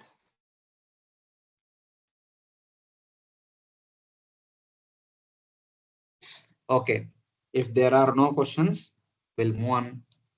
Sa Shraddhaya Bhagavad Dharmacharyaya Sakrithaya Bhagavad Dharmacharyaya जिज्ञासयाध्यात्मिक योग निष्ठया Jnasayadhyatmika yoga nishtaya योगेश्वरोपासनया च नित्यम् Yogeshwaropasanaya cha nityam पुण्यश्रवकतया पुण्यया च punya shravah kataya punyaya cha. Attachment for the Supreme can be increased by practicing devotional service, inquiring about the Supreme Personality of Godhead, applying Bhakti Yoga in life, worshipping the Yogeshwara, the Supreme Personality of Godhead, and by hearing and chanting about the glories of the Supreme Personality of Godhead. These actions are pious in themselves.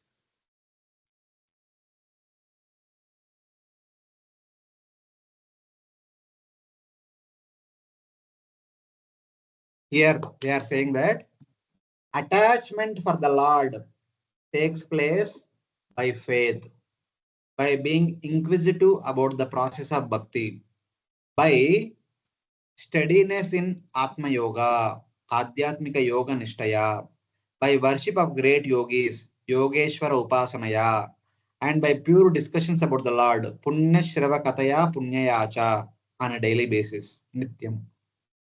So there are two things. The conclusion of the Vedas is attachment to Krishna and detachment to matter. How attachment to Krishna will take place? Every day, one should have faith on Krishna first of all. Then with that faith, every day, one should be inquisitive about the prasa bhakti. Jnasaya Bhagavad Dharma Charya. One should be eager to understand what do you mean by bhakti, how to practice bhakti, how to execute bhakti. That eagerness should be there. By steadiness in Atma Yoga, Adhyatmika Yoga Nishtaya, having understood what is bhakti, one should be eager to practice that bhakti. One should firmly determine to practice that bhakti without fail every day. And by worship of the great yogis, Yogeshwara Upasana means worshipping the Guru, all the Gurus, not only one Guru but all the Gurus, and by pure discussions about the Lord, hearing and discussing about Krishna Katha on daily basis, not once in a while. Nityam Bhagava Sevaya, like that. 4 verses speak about the prominence of bhakti first. The sentence continues for 4 verses 20 to 25. Rati appears by pure discussions about the Supreme Lord. So like that. These are few things one should be doing every day without fail, by which attachment to Krishna will awaken. There should be faith on Krishna. One should be eager to understand what bhakti is. One should be eager to practice the bhakti, the prasa bhakti, every day getting up early in the morning, attending Mangalarti, chanting japa, taking darshan of the Lord and hearing Bhagavatam class, something like that. Online, offline, whatever way it is possible. And one should worship the great yogis. How to worship the great yogis? By following their instructions, by listening to them, and by discussing. After listening to them, discuss among with friends what we have discussed. So like that. So today Maharaj came and Maharaj spoke, gave a wonderful class. So discussing about that throughout the day with our friends. Maharaj spoke this, Maharaj said this, Maharaj said that, like that. All these things keep us in Krishna consciousness. So in that way. Bharatendriya Rama Sagoshtiya Trishnaya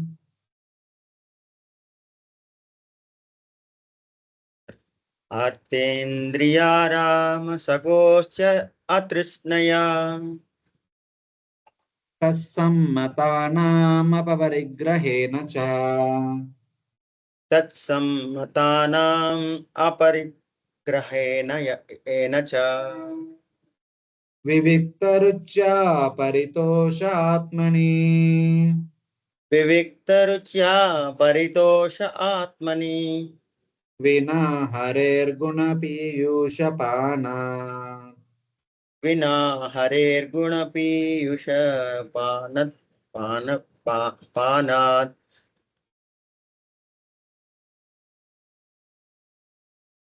One has to make progress in spiritual life by not associating with persons who are simply interested in sense gratification and making money. Not only such persons, but one who associates with such persons should be avoided. One should mold his life in such a way that he cannot live in peace without drinking the nectar of nectar of the glorification of the Supreme Personality of Godhead, Hari. One can be thus elevated by being disgusted with the taste for sense enjoyment. Yeah. The first verse, previous verse talked about how to increase one's attachment towards Krishna. And this verse is going to talk about how to increase one's detachment to matter. That will be indicated now. Attachment to the Lord takes place by disgust with material friendship. One should become disgust with material friendship. Related to persons who accumulate wealth or enjoy the senses. Who are after Artha and Indriya Arama, one should be stay away from them. By not accepting those goals and by a taste for solitary living. So not accepting these two things as the goal of life, Artha and Indriya Arama. And also by a taste for solitary living. Solitary living means not living alone, living away from such kind of people. People whose goals are Artha and Indriya Arama. And with satisfaction in the self, Paritosha Atmani. That means whatever one has, one should be satisfied with that instead of having over material ambitions. As long as one cannot relish the nectar of the Lord's qualities. And also, one should take happiness not in the matter, but relishing the Lord's qualities. Hearing and discussing Lord's pastimes should be the real source of happiness. Then one will not look for happiness in the matter. That is understanding. One should have no attraction for associating with persons desiring accumulating wealth or who are attached to material enjoyment. If one attains a taste for hearing about the Lord, one gives up living alone and being self-satisfied. If one attains a taste for hearing about the Lord, one gives self-satisfied. So basically, one does not live along with this kind of people. Instead, one lives in the association of devotees and continuously hearing and discussing about Krishna, relishes everlasting happiness. So, like that. One desires to go to gatherings to relish Krishna's pastimes in the presence of other speakers. One eagerly looks for Vaishnava Sangha, where the pure devotees of Krishna are discussing Krishna Katha. One is eager to go there and drink the nectar of Krishna Katha. Those who are eager for this nectar, they will not be eager for the material so-called nectar. So that is the understanding.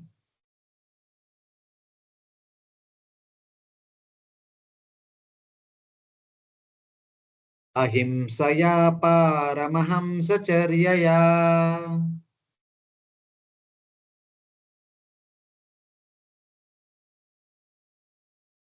Ahimsaya pa. Please continue, Prabhu. Ahimsaya paramahamsaya charya. Mrutya mukunda charitagrasiduna. Nitya mukunda charitagriha siddhuna. Yamaira kamer niyameschapi anindaya. Yamer akamer niyameschapi anindhaya. Nirihaya dvandati tikshaya cha. Nirihaya dvandati tikshaya cha. Translation: a candidate for spiritual advancement must be non-violent, must follow in the footsteps of great Acharya, must always remember the nectar of pastimes of Supreme Personality of Godhead, must follow the regulative principle without material desire, and while following the regulative principles, should not blaspheme others. A devotee should lead a very simple life and not be disturbed by the duality of opposing elements. He should learn to tolerate them. Attachment to Lord appears by non-violence, ahimsa, by practice leading to a peaceful mind, paramahamsacharya, by tasting the sweetness, siduna smrutya, of the excellent pastimes of the Lord, mukunda acharita griya. So one should be happy and relish by hearing pastimes of the Supreme Lord. By practicing yama and niyama with no material desires. So these are basically yama and niyama means rules and regulations. Yama is the rules and Niyama is regulations. By not criticizing others, Anindaya, by living simply, Nirihaya, and by tolerating dualities, Dvanda Tikshaya. One should be tolerating the dualities of this world. So this is very difficult. So these things are important. So we may not be able to do everything 100%, but slowly, slowly we should be practicing and try to improve on these wonderful things. When we do all these things slowly, slowly, our attachment for the Supreme Lord will gradually increase. So that is understanding. Rati appears by practices leading to peace and by relishing the sweet, excellent pastimes of the Lord according to the conduct instructed by Guru. So the attachment to Supreme Lord will increase or takes place by relishing the sweet, excellent pastimes of the Lord according to the conduct instructed by Guru and following the conduct as instructed by the Guru. So do's and regulations are like we need to exemplify the conduct instructed by Guru, and do's are continuously hear the pastimes of Supreme Lord. These two things should be happening properly. Then further what? Harer Mohotat Parakarna Pura. Harer Mohustat Parakarnapura. Guna Vidanena Vajrumbhamanaya. गुणाभिधानेन विजृम्भमाणय Bhaktyaya Sangha Sadasatyanatmani. भक्त्या ह्यसङ्गा सदसत्यदा अनात्मनि Syanirgune Brahmani Chandasaratihi. स्यान्निर्गुणे ब्रह्मणि चाञ्जसारथिः. The devotee should gradually increase the culture of devotional service by constant hearing of the transcendental qualities of the Supreme Personality of Godhead. These pastimes are like ornamental decorations on the ears of devotees. By rendering devotional service and transcending the material qualities, one can easily be fixed in transcendence in the Supreme Personality of Godhead. Hare Moho Tatpara Karna Pura. Gunabhidanena Vijrumbhamanaya. Attachment to the Lord, who has no material qualities, and detachment from good and bad of the material world quickly appear by constantly discussing Muhu Abhidanena with increasing bhakti, Vijrumbhamanaya Bhaktya, the Lord's qualities, Hare Guna, which are pleasing to the devotees here, Tatpara Karna Pura. That means by hearing the wonderful qualities and activities of the Supreme Lord continuously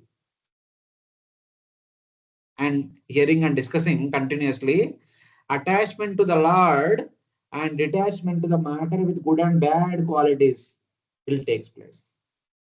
Here the solution for both the things is kind of giving.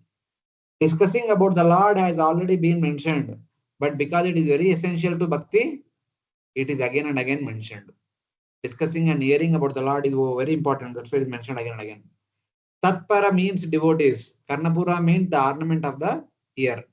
Detachment from the auspicious and auspicious aspects of the world, sad asat, which are not spiritual, and attachment to the Lord arises by these methods. If you follow these methods, so good and bad of the matter, and also attachment to Supreme Lord will take place. Detachment from the good and bad of the matter, and attachment to Krishna. Now, starting from text 26, SanatKumara speaks about the liberation through detachment, Vairagya. So when one attains such kind of attachment to Lord and detachment from the matter, by that detachment especially, how one develops, one attains liberation. The process of attaining liberation. This is the sadhana, basic sadhana. So now the process of perfecting such sadhana and attaining liberation will be explained. So having developed attachment to Lord and detachment from matter, what happens? Yada ratir brahmani naistiki puman. Yada ratirbrahmani naistiki puman acharya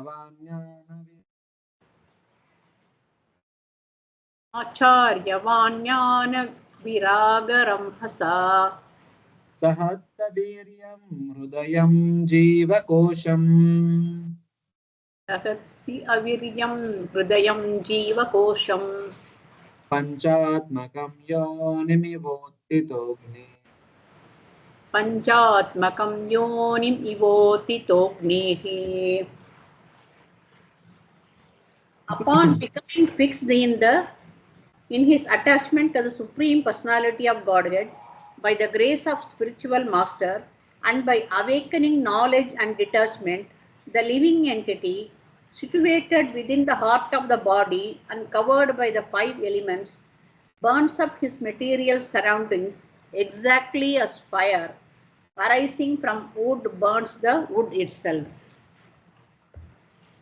When fixed attachment to the Supreme Lord appears, a person with devotion to Guru burns up the powerless subtle body made up of Ahankara with its 5 kleshas which cover the jiva by means of power and detachment arising from that Supreme Lord, just as fire arising from wood burns wood. So when it comes to the point of attachment to Lord and detachment to matter, by that attachment to Lord and detachment to matter, that will burn the subtle body with all the 5 coverings on the subtle body. Only when the subtle body is burnt, one will attain liberation. Till then one does not. One who has devotion to Guru burns up the powerless subtle body composed of Ahankara covering the Jiva by the influence of Jnana and Vairagya which have arisen by attachment to Supreme Lord. That subtle body is composed of 5 kleshas: Avidya, Asmita, Raga, Dvesha, Abhinivesha. These are the 5 coverings of subtle body, and the subtle body with all these 5 coverings will be completely destroyed with the Jnana and Vairagya which is developed by attachment to Bhagavan and detachment to matter. So attachment to Lord comes when we have knowledge about the Lord, and detachment to matter is called as Vairagya. When there is Jnana and Vairagya, then slowly the subtle body, which is the cause of all this material bondage, is burnt to ashes. Then one attains liberation. Just as fire arising from the kindling stick burn the stick, so attachment from the Lord, which arises in the material subtle body, intelligence and senses, burn up the subtle body. So like that. Just like the RNA wood is taken to produce the fire, two wood sticks are rubbed together. From that rubbing, fire comes spark. That spark burns the wood and produces huge fire. Same way, with the help of the subtle body, we should practice bhakti. And finally, that bhakti destroys the subtle body and gives liberation to one. So that is understanding. Because we do Shravanam, Kirtanam, Archanam, Padanam, Vandanam, Dasyam, Sakyam, all the Navida Bhakti, they are performed by our subtle body. Man, Buddhi, Ahankara, Chetana, and Jnana, Sankaram, they are subtle body. So they are all doing all these activities. So, like that. One burns up subtle body by attachment to the Lord, just as one burns up wood by fire. Then what? Dagdashayo mukta samasta tadguno. दग्धाशयो मुक्तसमस्ततद्गुणो नैवात्मनो बहिरन्तर्विचस्ते नैवात्मनो बाहिरन्तर्विचस्ते प्राणात्मनोर्यद्व्यवदानं पुरस्तात् आरात्मनोर्यद् व्यवधानं पुरस्तात् स्वप्ने यथा पुरुषस्तद्विनास्ते स्वप्ने यथा पुरुषस्तद्विनाशे.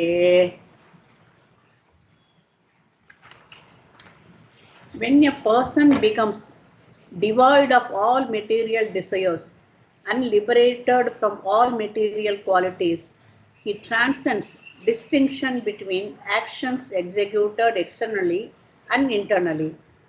At that time, the difference between the soul and the super soul which was existing before self-realization, is annihilated. When a dream is over, there is no hunger for a distinction between a dream and the dreamer. There is no longer a distinction between the dream and the dreamer. So when the subtle body has been destroyed, along with all its effects, one no longer sees external sense objects, internal disturbances, or the obstacles to seeing Paramatma that previously existed. Just as on waking up, a person no longer sees objects experienced in his dream. Our current situation is like the dream. And destroying the subtle body and getting liberation is like coming out of the dream.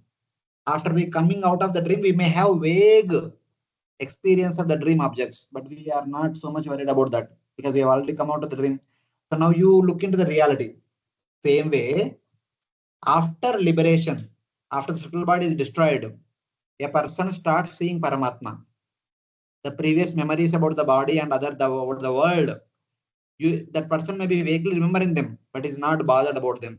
That is the kind of situation one has after destroying the subtle body after attaining liberation.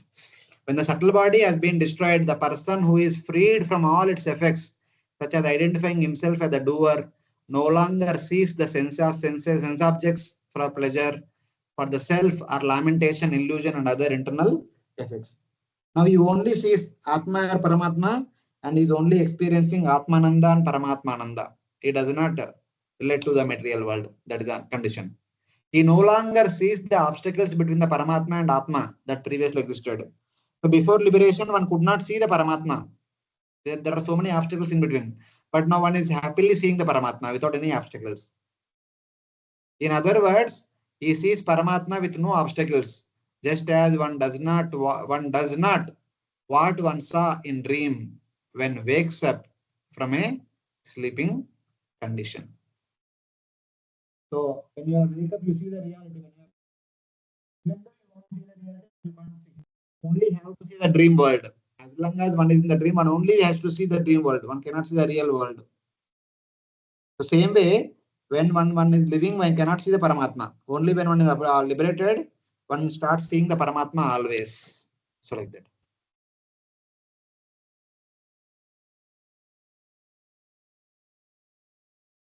Atmanam indriyartam cha Atmanam indriyartam cha param yad ubayorapi param yad upayorapi sati ashaya upadau vai sati ashaya upadau vai puman pashyati nanyada. uman pashyati nanyada. When the soul exists for sense gratification, he creates different desires, and for that reason he becomes subjected to designations. But when one is in the transcendental position, he is no longer interested in anything except fulfilling the desires of the Lord.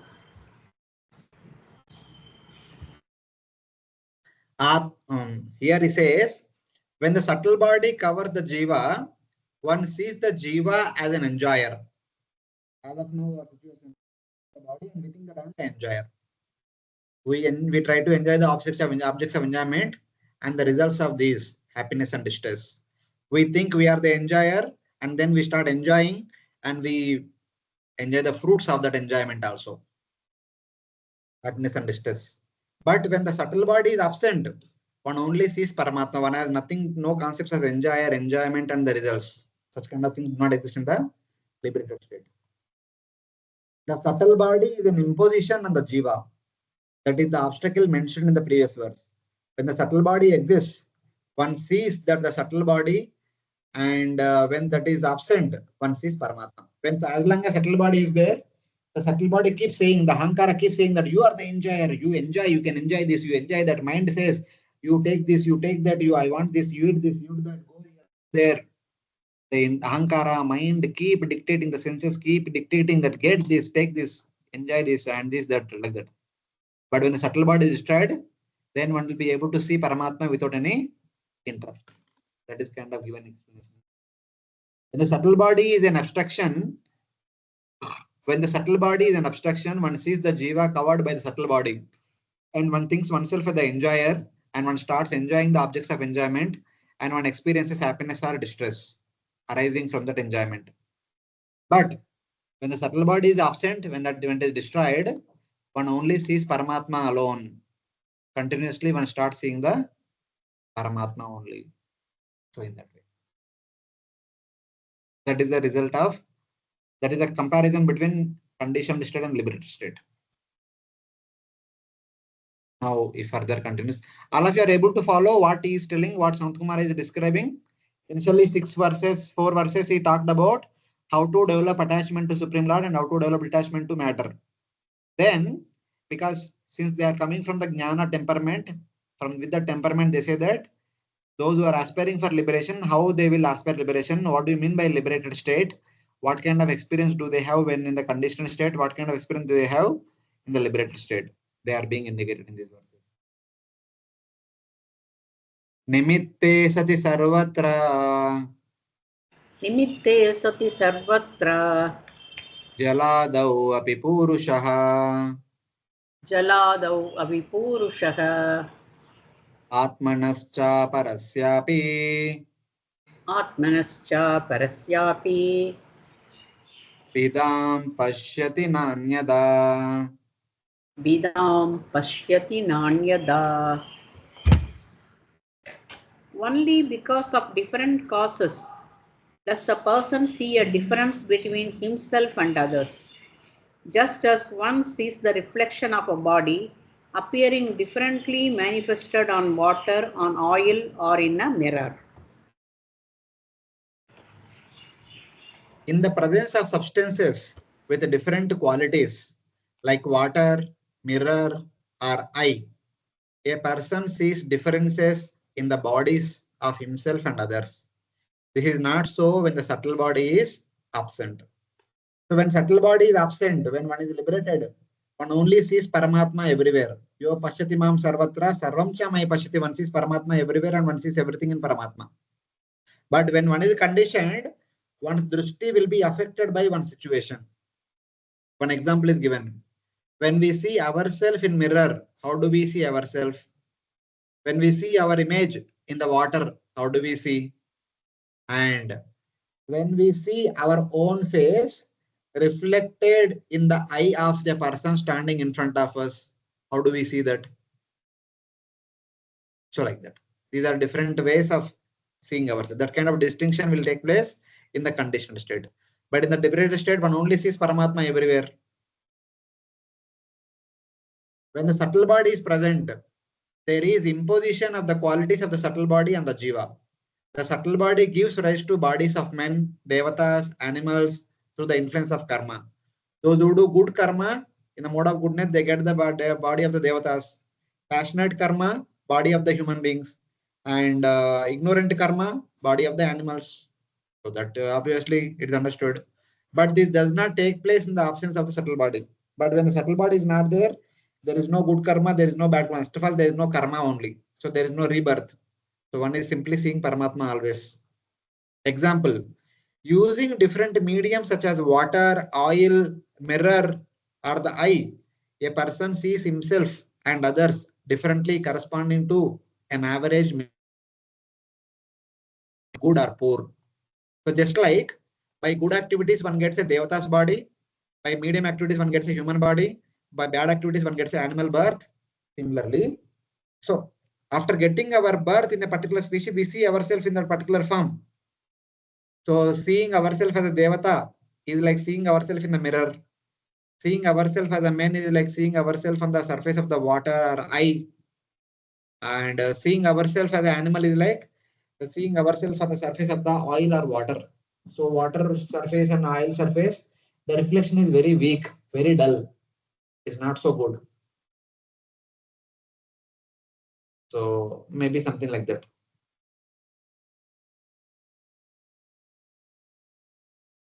And seeing ourselves on the eye of a person standing in front of you, that is not at all good. That is only a vague vision is there. So in that way, mirror is crystal clear. that is corresponding to Devatas, becoming Devatas in the mode of goodness, and seeing ourselves on the water and oil is like becoming men. It's a medium consciousness. And looking ourselves on the eye of a person standing in front of us, that is like animal birth. So we can see something, but its very distinction is not clear. The clarity is not so much. So that's how we can understand. So average, medium, or good or poor, all these kind of distinctions will be taking place. Just as one sees an image of oneself or others with distorted ripples in the water, flawlessly in a mirror, or with contamination in the eye, one sees good, bad in the bodies of men, good only in the bodies of devatas, and bad only in the bodies of animals because of subtle bodies, and but the mixture in the bodies of human being, good and bad in the humans. But when the subtle body is destroyed by jnana, one does not see any distinctions. After the subtle body is destroyed, after one is liberated, one only sees Atma everywhere. What was that? Vidya Vinaya Sampanne, Brahmane Gaviyasine, Suniche Vaspakecha, Pandita Samdarshana. Such a Pandita only sees Atma in all these conditions. Brahmana, Gavi, Astina, Sapacha. So in all these cases, he only sees Paramatma, Atma or Paramatma. He does not see external coverings. So like that. That is the understanding. One sees Paramatma alone everywhere. But when the subtle body is destroyed by bhakti, the pure jiva attains a body of pure knowledge and bliss by the power of rati. So for a jnani, you only get to see Paramatma everywhere. You only see Atma or Paramatma everywhere. That is their perfection. But for a devotee gets a pure transcendental body. So with that transcendental body, one starts seeing Bhagavan and all the Vaishnavas. And in their company, start serving the Bhagavan. That is the difference between Jnani's vision and devotee's vision. He then tastes the beauty of the Lord with a body of knowledge, bliss, and power and sweetness, such as Lord Rama and Lord Krishna, by his eyes and other eyes. That is the principal result for the devotees. The devotees will go to spiritual world, there they get to see Lord Krishna or Lord Rama, and the Krishna's devotees or Rama's devotees, and in their company start serving the Lord and experiencing the sweetness of service to Supreme Lord. So that is indicated. That is understood from a previous statement. So this can be seen from this verse, one verse from 3rd canto 15th chapter, text number 37. When the 4 Kumaras go to Vaikuntha, they are so eager to have darshan of the Supreme Lord, and then Jai Vijaya stopped. So Jai Vijaya were stopped, and Kumaras become angry and curses Jai Vijaya. You people are thinking that we are enemies of Lord Vishnu and came here to harm Lord Vishnu. You people don't fit to stay here. Go to Asura Loka, where Asuras have such kind of mentality. Then immediately Jai Vijaya fell flat at the feet of the 4 Kumaras. Then 4 Kumaras felt sorry. So why did we curse unnecessarily Jai Vijaya? That is because of our eagerness to see the Lord. But still we have performed an offense. They are requested Jai Vijaya, please forgive us and we nullify our curse. But Jai Vijaya said, no, don't do that, because we made the mistake. There is no mistake on your part. We made the mistake and we deserve the punishment which is offered by you. So like that, both of them are begging each other. That time Lord Vishnu comes to the 7th gate. There he gives darshan to 4 Kumaras. There the 4 Kumaras see the darshan of the Supreme Lord and they become so happy, so happy. So just like a devotee goes to Vaikuntha and sees the form of the Supreme Lord and becomes so happy, Kumaras are telling that we have got that happiness. We saw the Lord Vishnu and got happiness. Same thing is mentioned here. At that moment, when we both are begging each forgiveness from each other, the Lord with lotus navel, who appears within the hearts of the deserving, understanding that his servants had offended the Kumaras, came to the 7th gate along with Mother Lakshmi, Goddess Lakshmi, moving his feet, which should be sought by the great knowledge sages. So Lord Vishnu along with Mother Lakshmi came to the 7th gate just to appease both the parties. So this is the causeless mercy of the Supreme Lord upon his devotees. So like that. So the Jnanis who are Jnana practitioner, Jnana-misra-bhaktas, those who have more Jnana department, who are aspiring for Sahajya Mukti, after liberation they start seeing Paramatma everywhere. But the devotees, after liberation, when they go to Vaikuntha, they start seeing Bhagavan along with all the Vaikuntha Vasis who are constantly serving that Bhagavan. So like that.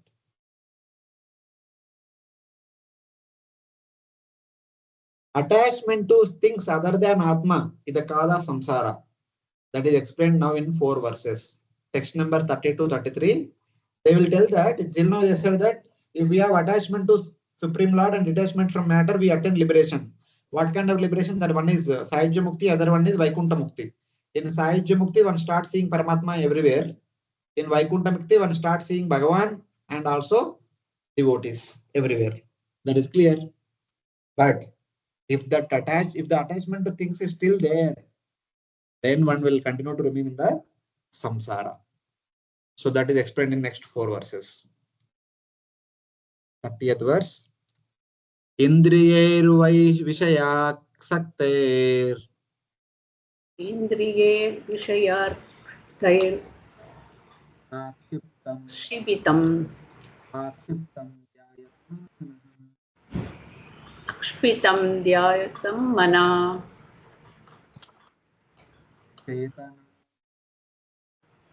chetanam harate buddhe stambasyo toyam iva kradat.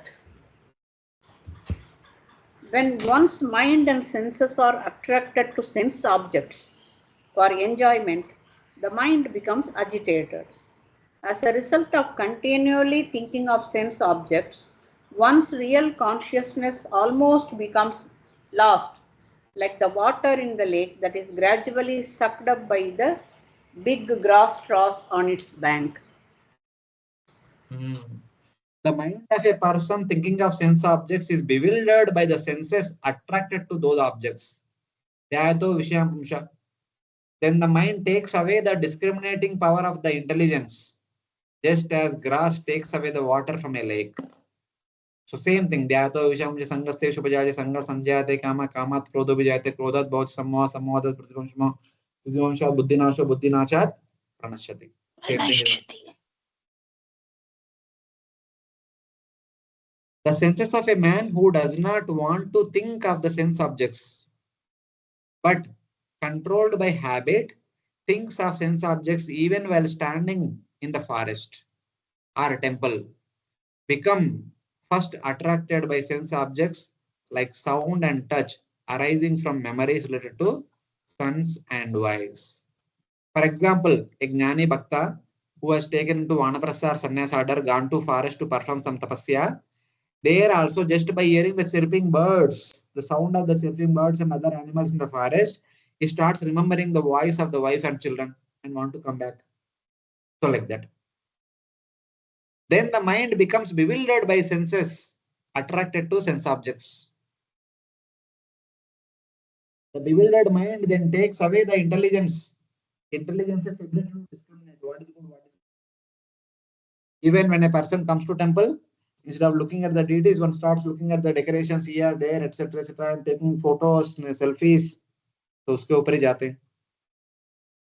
So in that way, the invisible nature of this theft is shown in an example. The grass on the bank of the river takes the water from the lake by its root. Just like the river water which is supposed to go ahead to the ocean. Just like Kunti Maharani prays, Gango Vagam Udanvaza.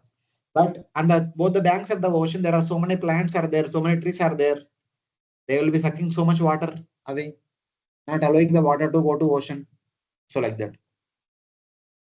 Same way, even though we want to practice detachment, but if the attachment to material objects is still there, even when one is in the forest in the renounced order or one in the temple in the front of the deity, still the material desires will be prompted and take away the person's attention to material objects.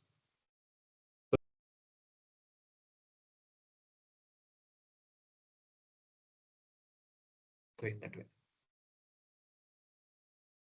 So this is the first thing. So even though one want to attain detachment, but if one is weak-hearted, one's determination will go away. So like that.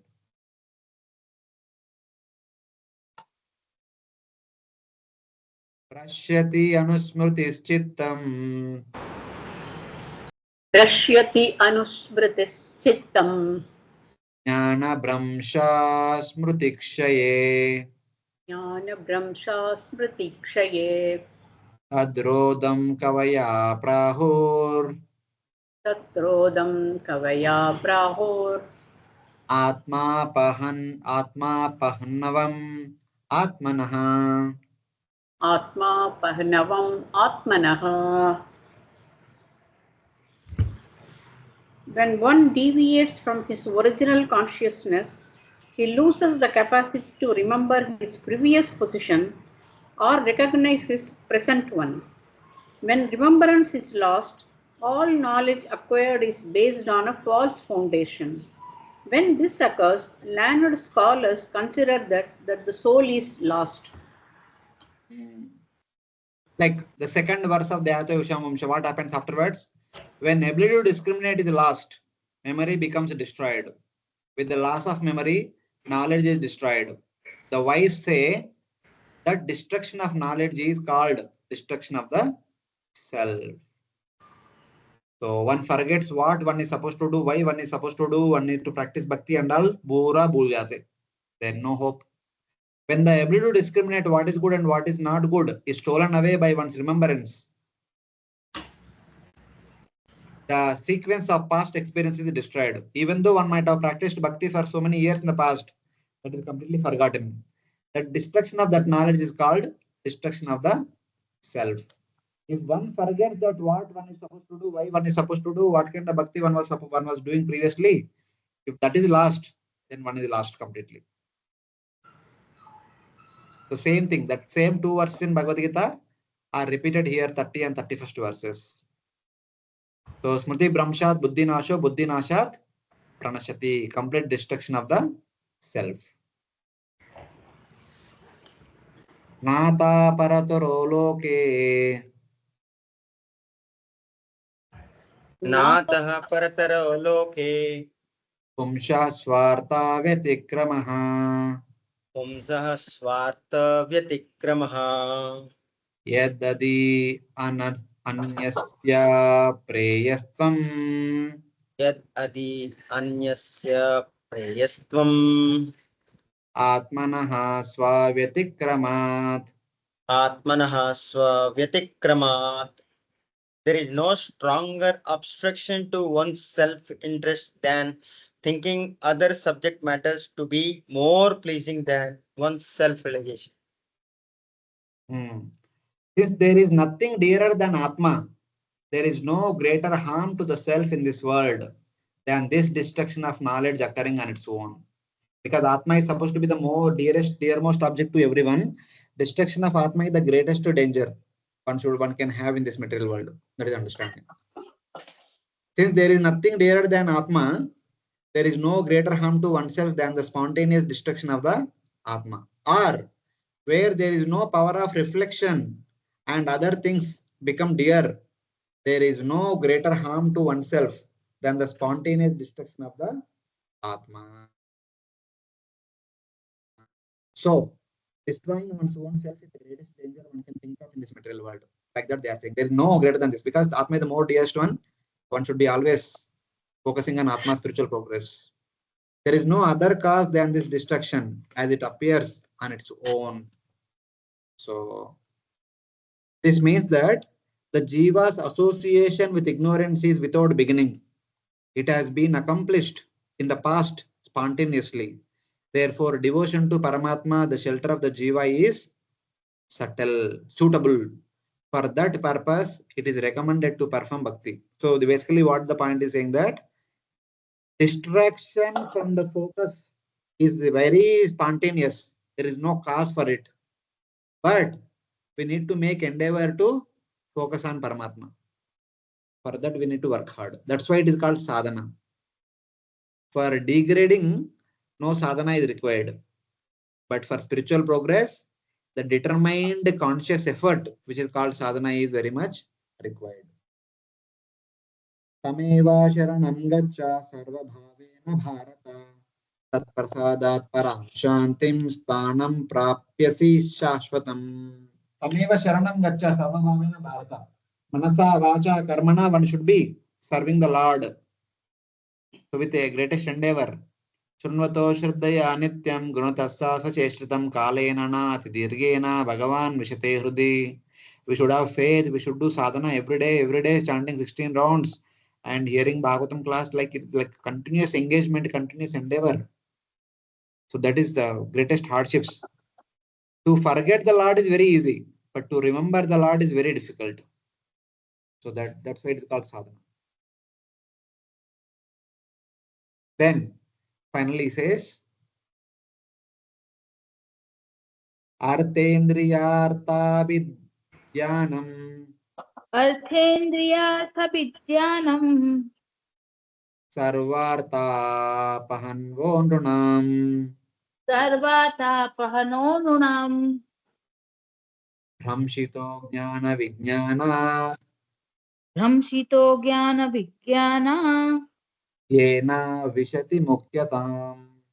yena vishati mukyatam. For human society, constantly thinking of how to earn money and apply it for sense gratification bring about the destruction of everyone's interest.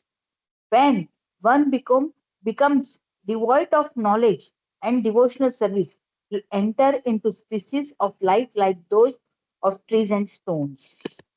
Here the final stroke is putting.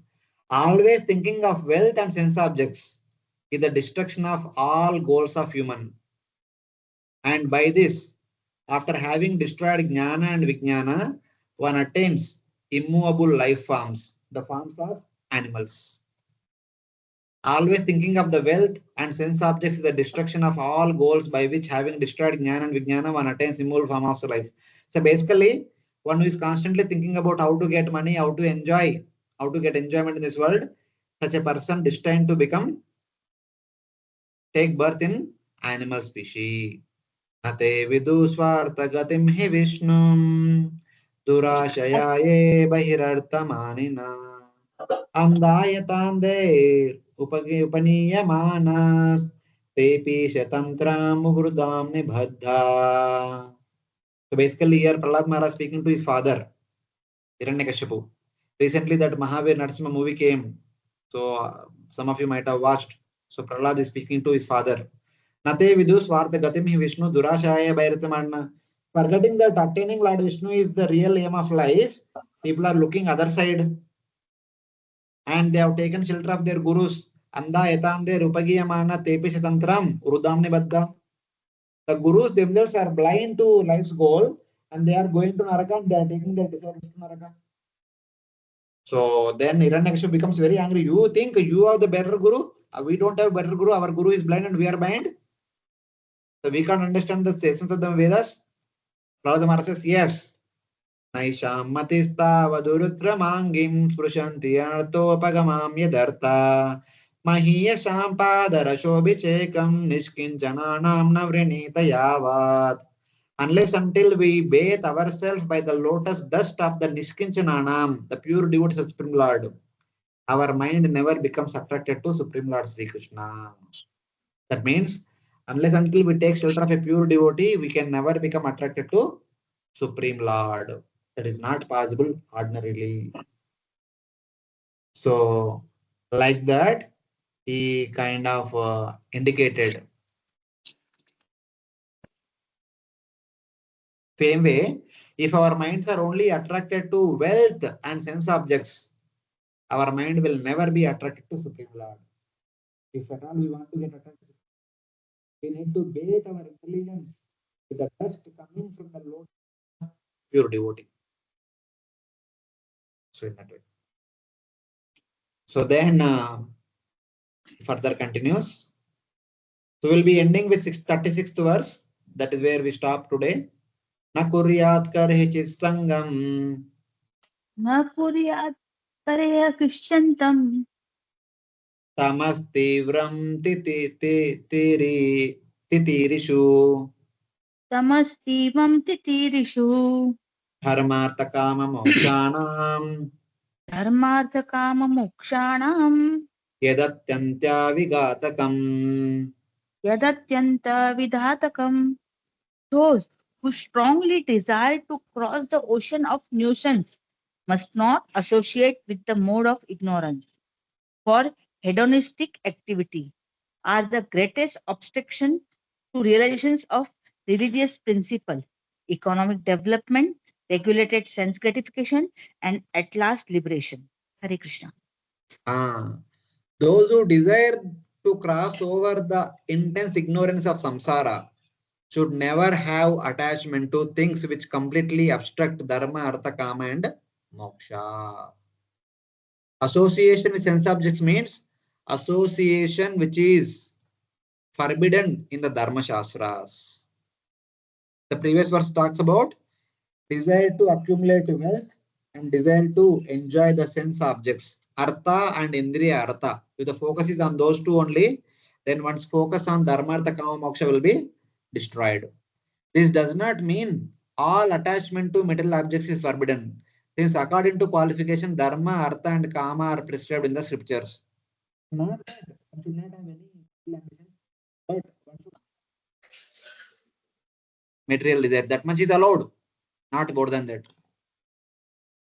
This is the opinion of some. Others say all association is forbidden, including dharma, artha, kama. Only moksha is acceptable. Dharma se apavargasya nartho artha yopakalpate, nartha se dharma ekantasya kamo labhaye smruta. Some people say that, see, what can be done? Ultimately, we are living in this world. We need to have some kind of basic entertainment. So, thoda dharma, artha, kama chahiye. They say, okay, no problem. But bona fide authorized dharma, artha, kama as per the Vedas, which is not binding. Others say, baho bhi bahut ho gaya. Enough is enough, only moksha. The goal of life is only attain liberation. Just focus on moksha, no dharma, artha, kama. Even dharma, artha, kama, whatever you are performing, that should be focused on moksha only, not here, there, etc. So like that. So one who is attached to artha and indriya artha, they will not focus on dharma, artha, kama, moksha. Instead, one should always focus on moksha alone. So that should be the purpose of human life. Like that, he is telling. So having stated, not even dharma, artha, kama. Even though some bona fide dharma, artha, kama is allowed as allowance, that can be maybe initial days. But as one progresses spiritually, one should not lingering around dharma, artha, kama. Instead, one should be focusing on moksha only, how to attain liberation immediately. So in that way. Hare Krishna Then, Prabhu yes, Mataji. प्रभु जी यहाँ पे कहा गया है कि जब हम however कि for liberation material attainment as long as the body is there हम लोग फ्री नहीं हो सकते मटेरियल इंटरेस्ट से बट और इसमें प्रभुपाद जी एग्जांपल दे रहे हैं कि prostitution is prohibited and but we can see in स्वर्ग आल्सो देयर इज दिस अपसराय वगैरह होती है it is for sense gratification only प्रभु जी so how we can understand this thing? That's what I'm saying now. Vedas sometimes allow authorized, regulated dharmartha kama. But that will extend one stay in the material world, though that is not binding, but that is not allowing one to leave this world and go back to spiritual world immediately. But those who are aspirers of going back to spiritual world immediately, they should not even focus on dharmartha kama. Instead, they should only focus on moksha, going back home, back to Godhead. So that way. So that's why the devatas who have given that allowance of utilizing all these facilities for their daily utilities, which is called a dharmartha kama, as per authority only. As they are authorized to utilize all the heavenly appliances. That's why their going back to Godhead will be delayed. They have to wait till the end of the Manvantara. But on the other side, the human beings who have proper detachment in this very lifespan, just after 100 years of one lifespan, they can go back home back to Godhead.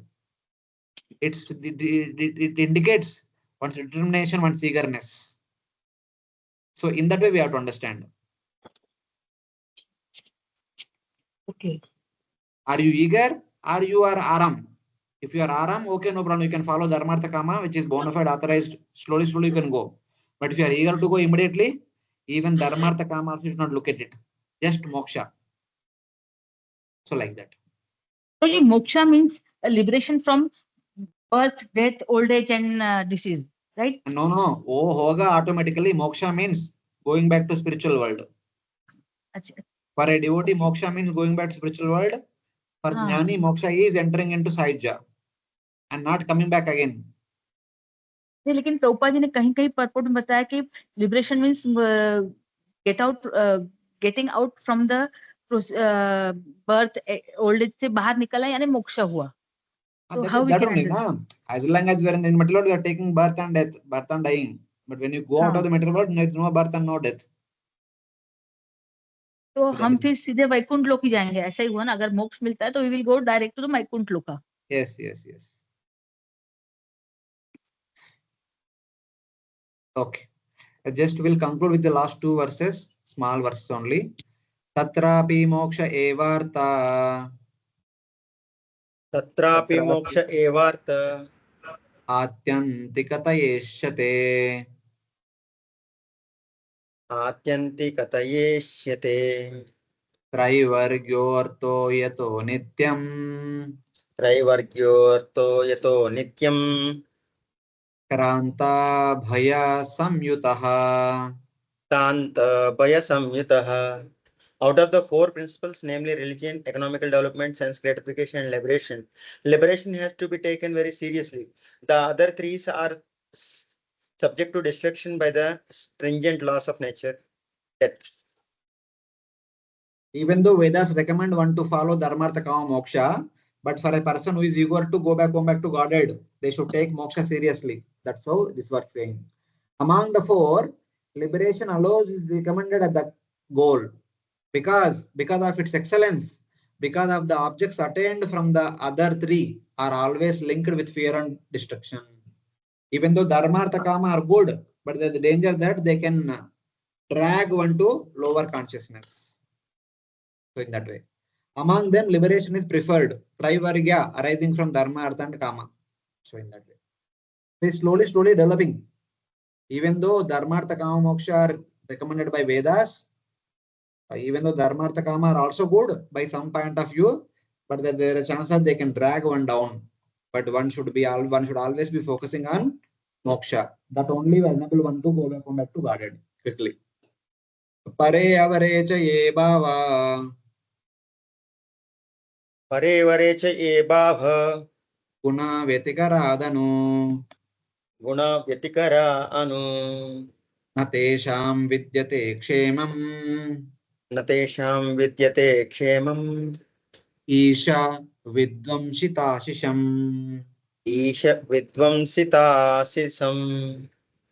We accept as blessings and different states of higher life, distinguishing them from lower states of life. But we should know that such distinctions exist only in relation to the interchange of the modes of material nature. Actually, these states of life have no permanent existence, for all of them will be destroyed by the supreme controller. If somebody said that no, what is the problem? Let us follow dharmartha kama, let us go to Swarga, Maharloka, here, there, everywhere. So Kumara says, why you want to go here, there, everywhere? Wherever you go, you have to come back again. Abrahma, Bona, Loka, Punaravartin, Arjuna, everything is time bound. You can't stay eternally. So better focus on moksha and go back to Godhead and you don't have to come back. Yad gata na nivartante, tadhama paramamama. There is nothing auspicious for those whose goals are destroyed by time and who only come into existence as Brahma or Indra after the agitation of the gunas. Even though you may become Brahma or Indra here, there, I will enjoy it. No. With that mentality, if you become Brahma or Indra, after your tenure is over, you have to come back again to the same material existence. Don't think that they offer you some good enjoyment or here and there, etc. No, not like that.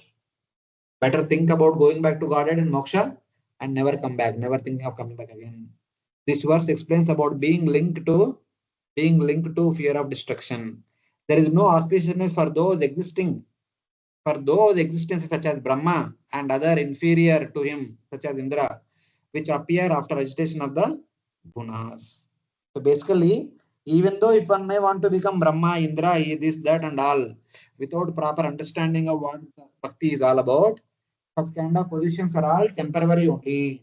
One cannot stay eternally in that position.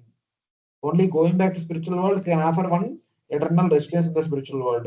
Even if you go to Brahma Loka or Indra Loka, one has to come back after the time is over.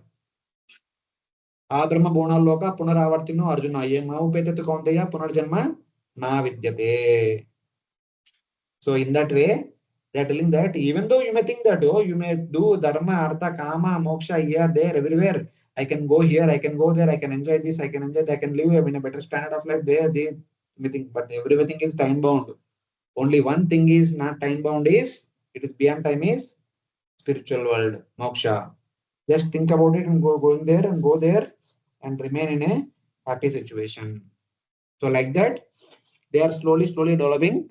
Starting from 22nd verse to 36 verse, they are talking about Jnana-misra-bhakti, wherein by this process one can either think of attaining Sahajya Mukti, or think of attaining Shantarati, or think of entering into Vaikuntha and attaining Dasya, Sakya, Vasulya, and Madhurya Ratis. All these goals are possible. Everything happens by the practice of bhakti. Bhakti means attachment to Lord and detachment to matter. All these things are mentioned.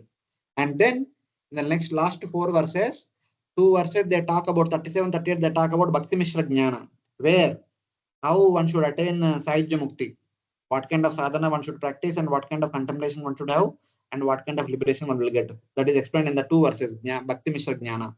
Then finally, in order to conclude, because Prthu is a pure devotee, they conclude with pure devotional service. 39 and 40, they talk about pure bhakti. And the remaining chapter, Prthu expresses his gratitude to 4 Kumaras who came on their own and who gave this complete perfect knowledge, which is meant for the well-being of the everyone in the entire universe. That's how this chapter will complete. Hare Krishna. So thank you very much for joining. We'll stop here. Anyone has any questions still?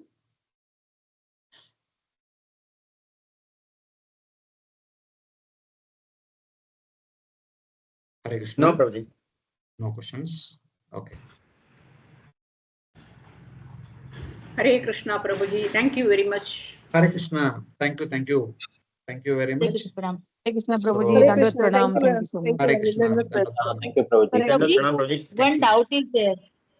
Ah. Prabhuji, one doubt is there. Karma Mishrit Bhakti or Bhakti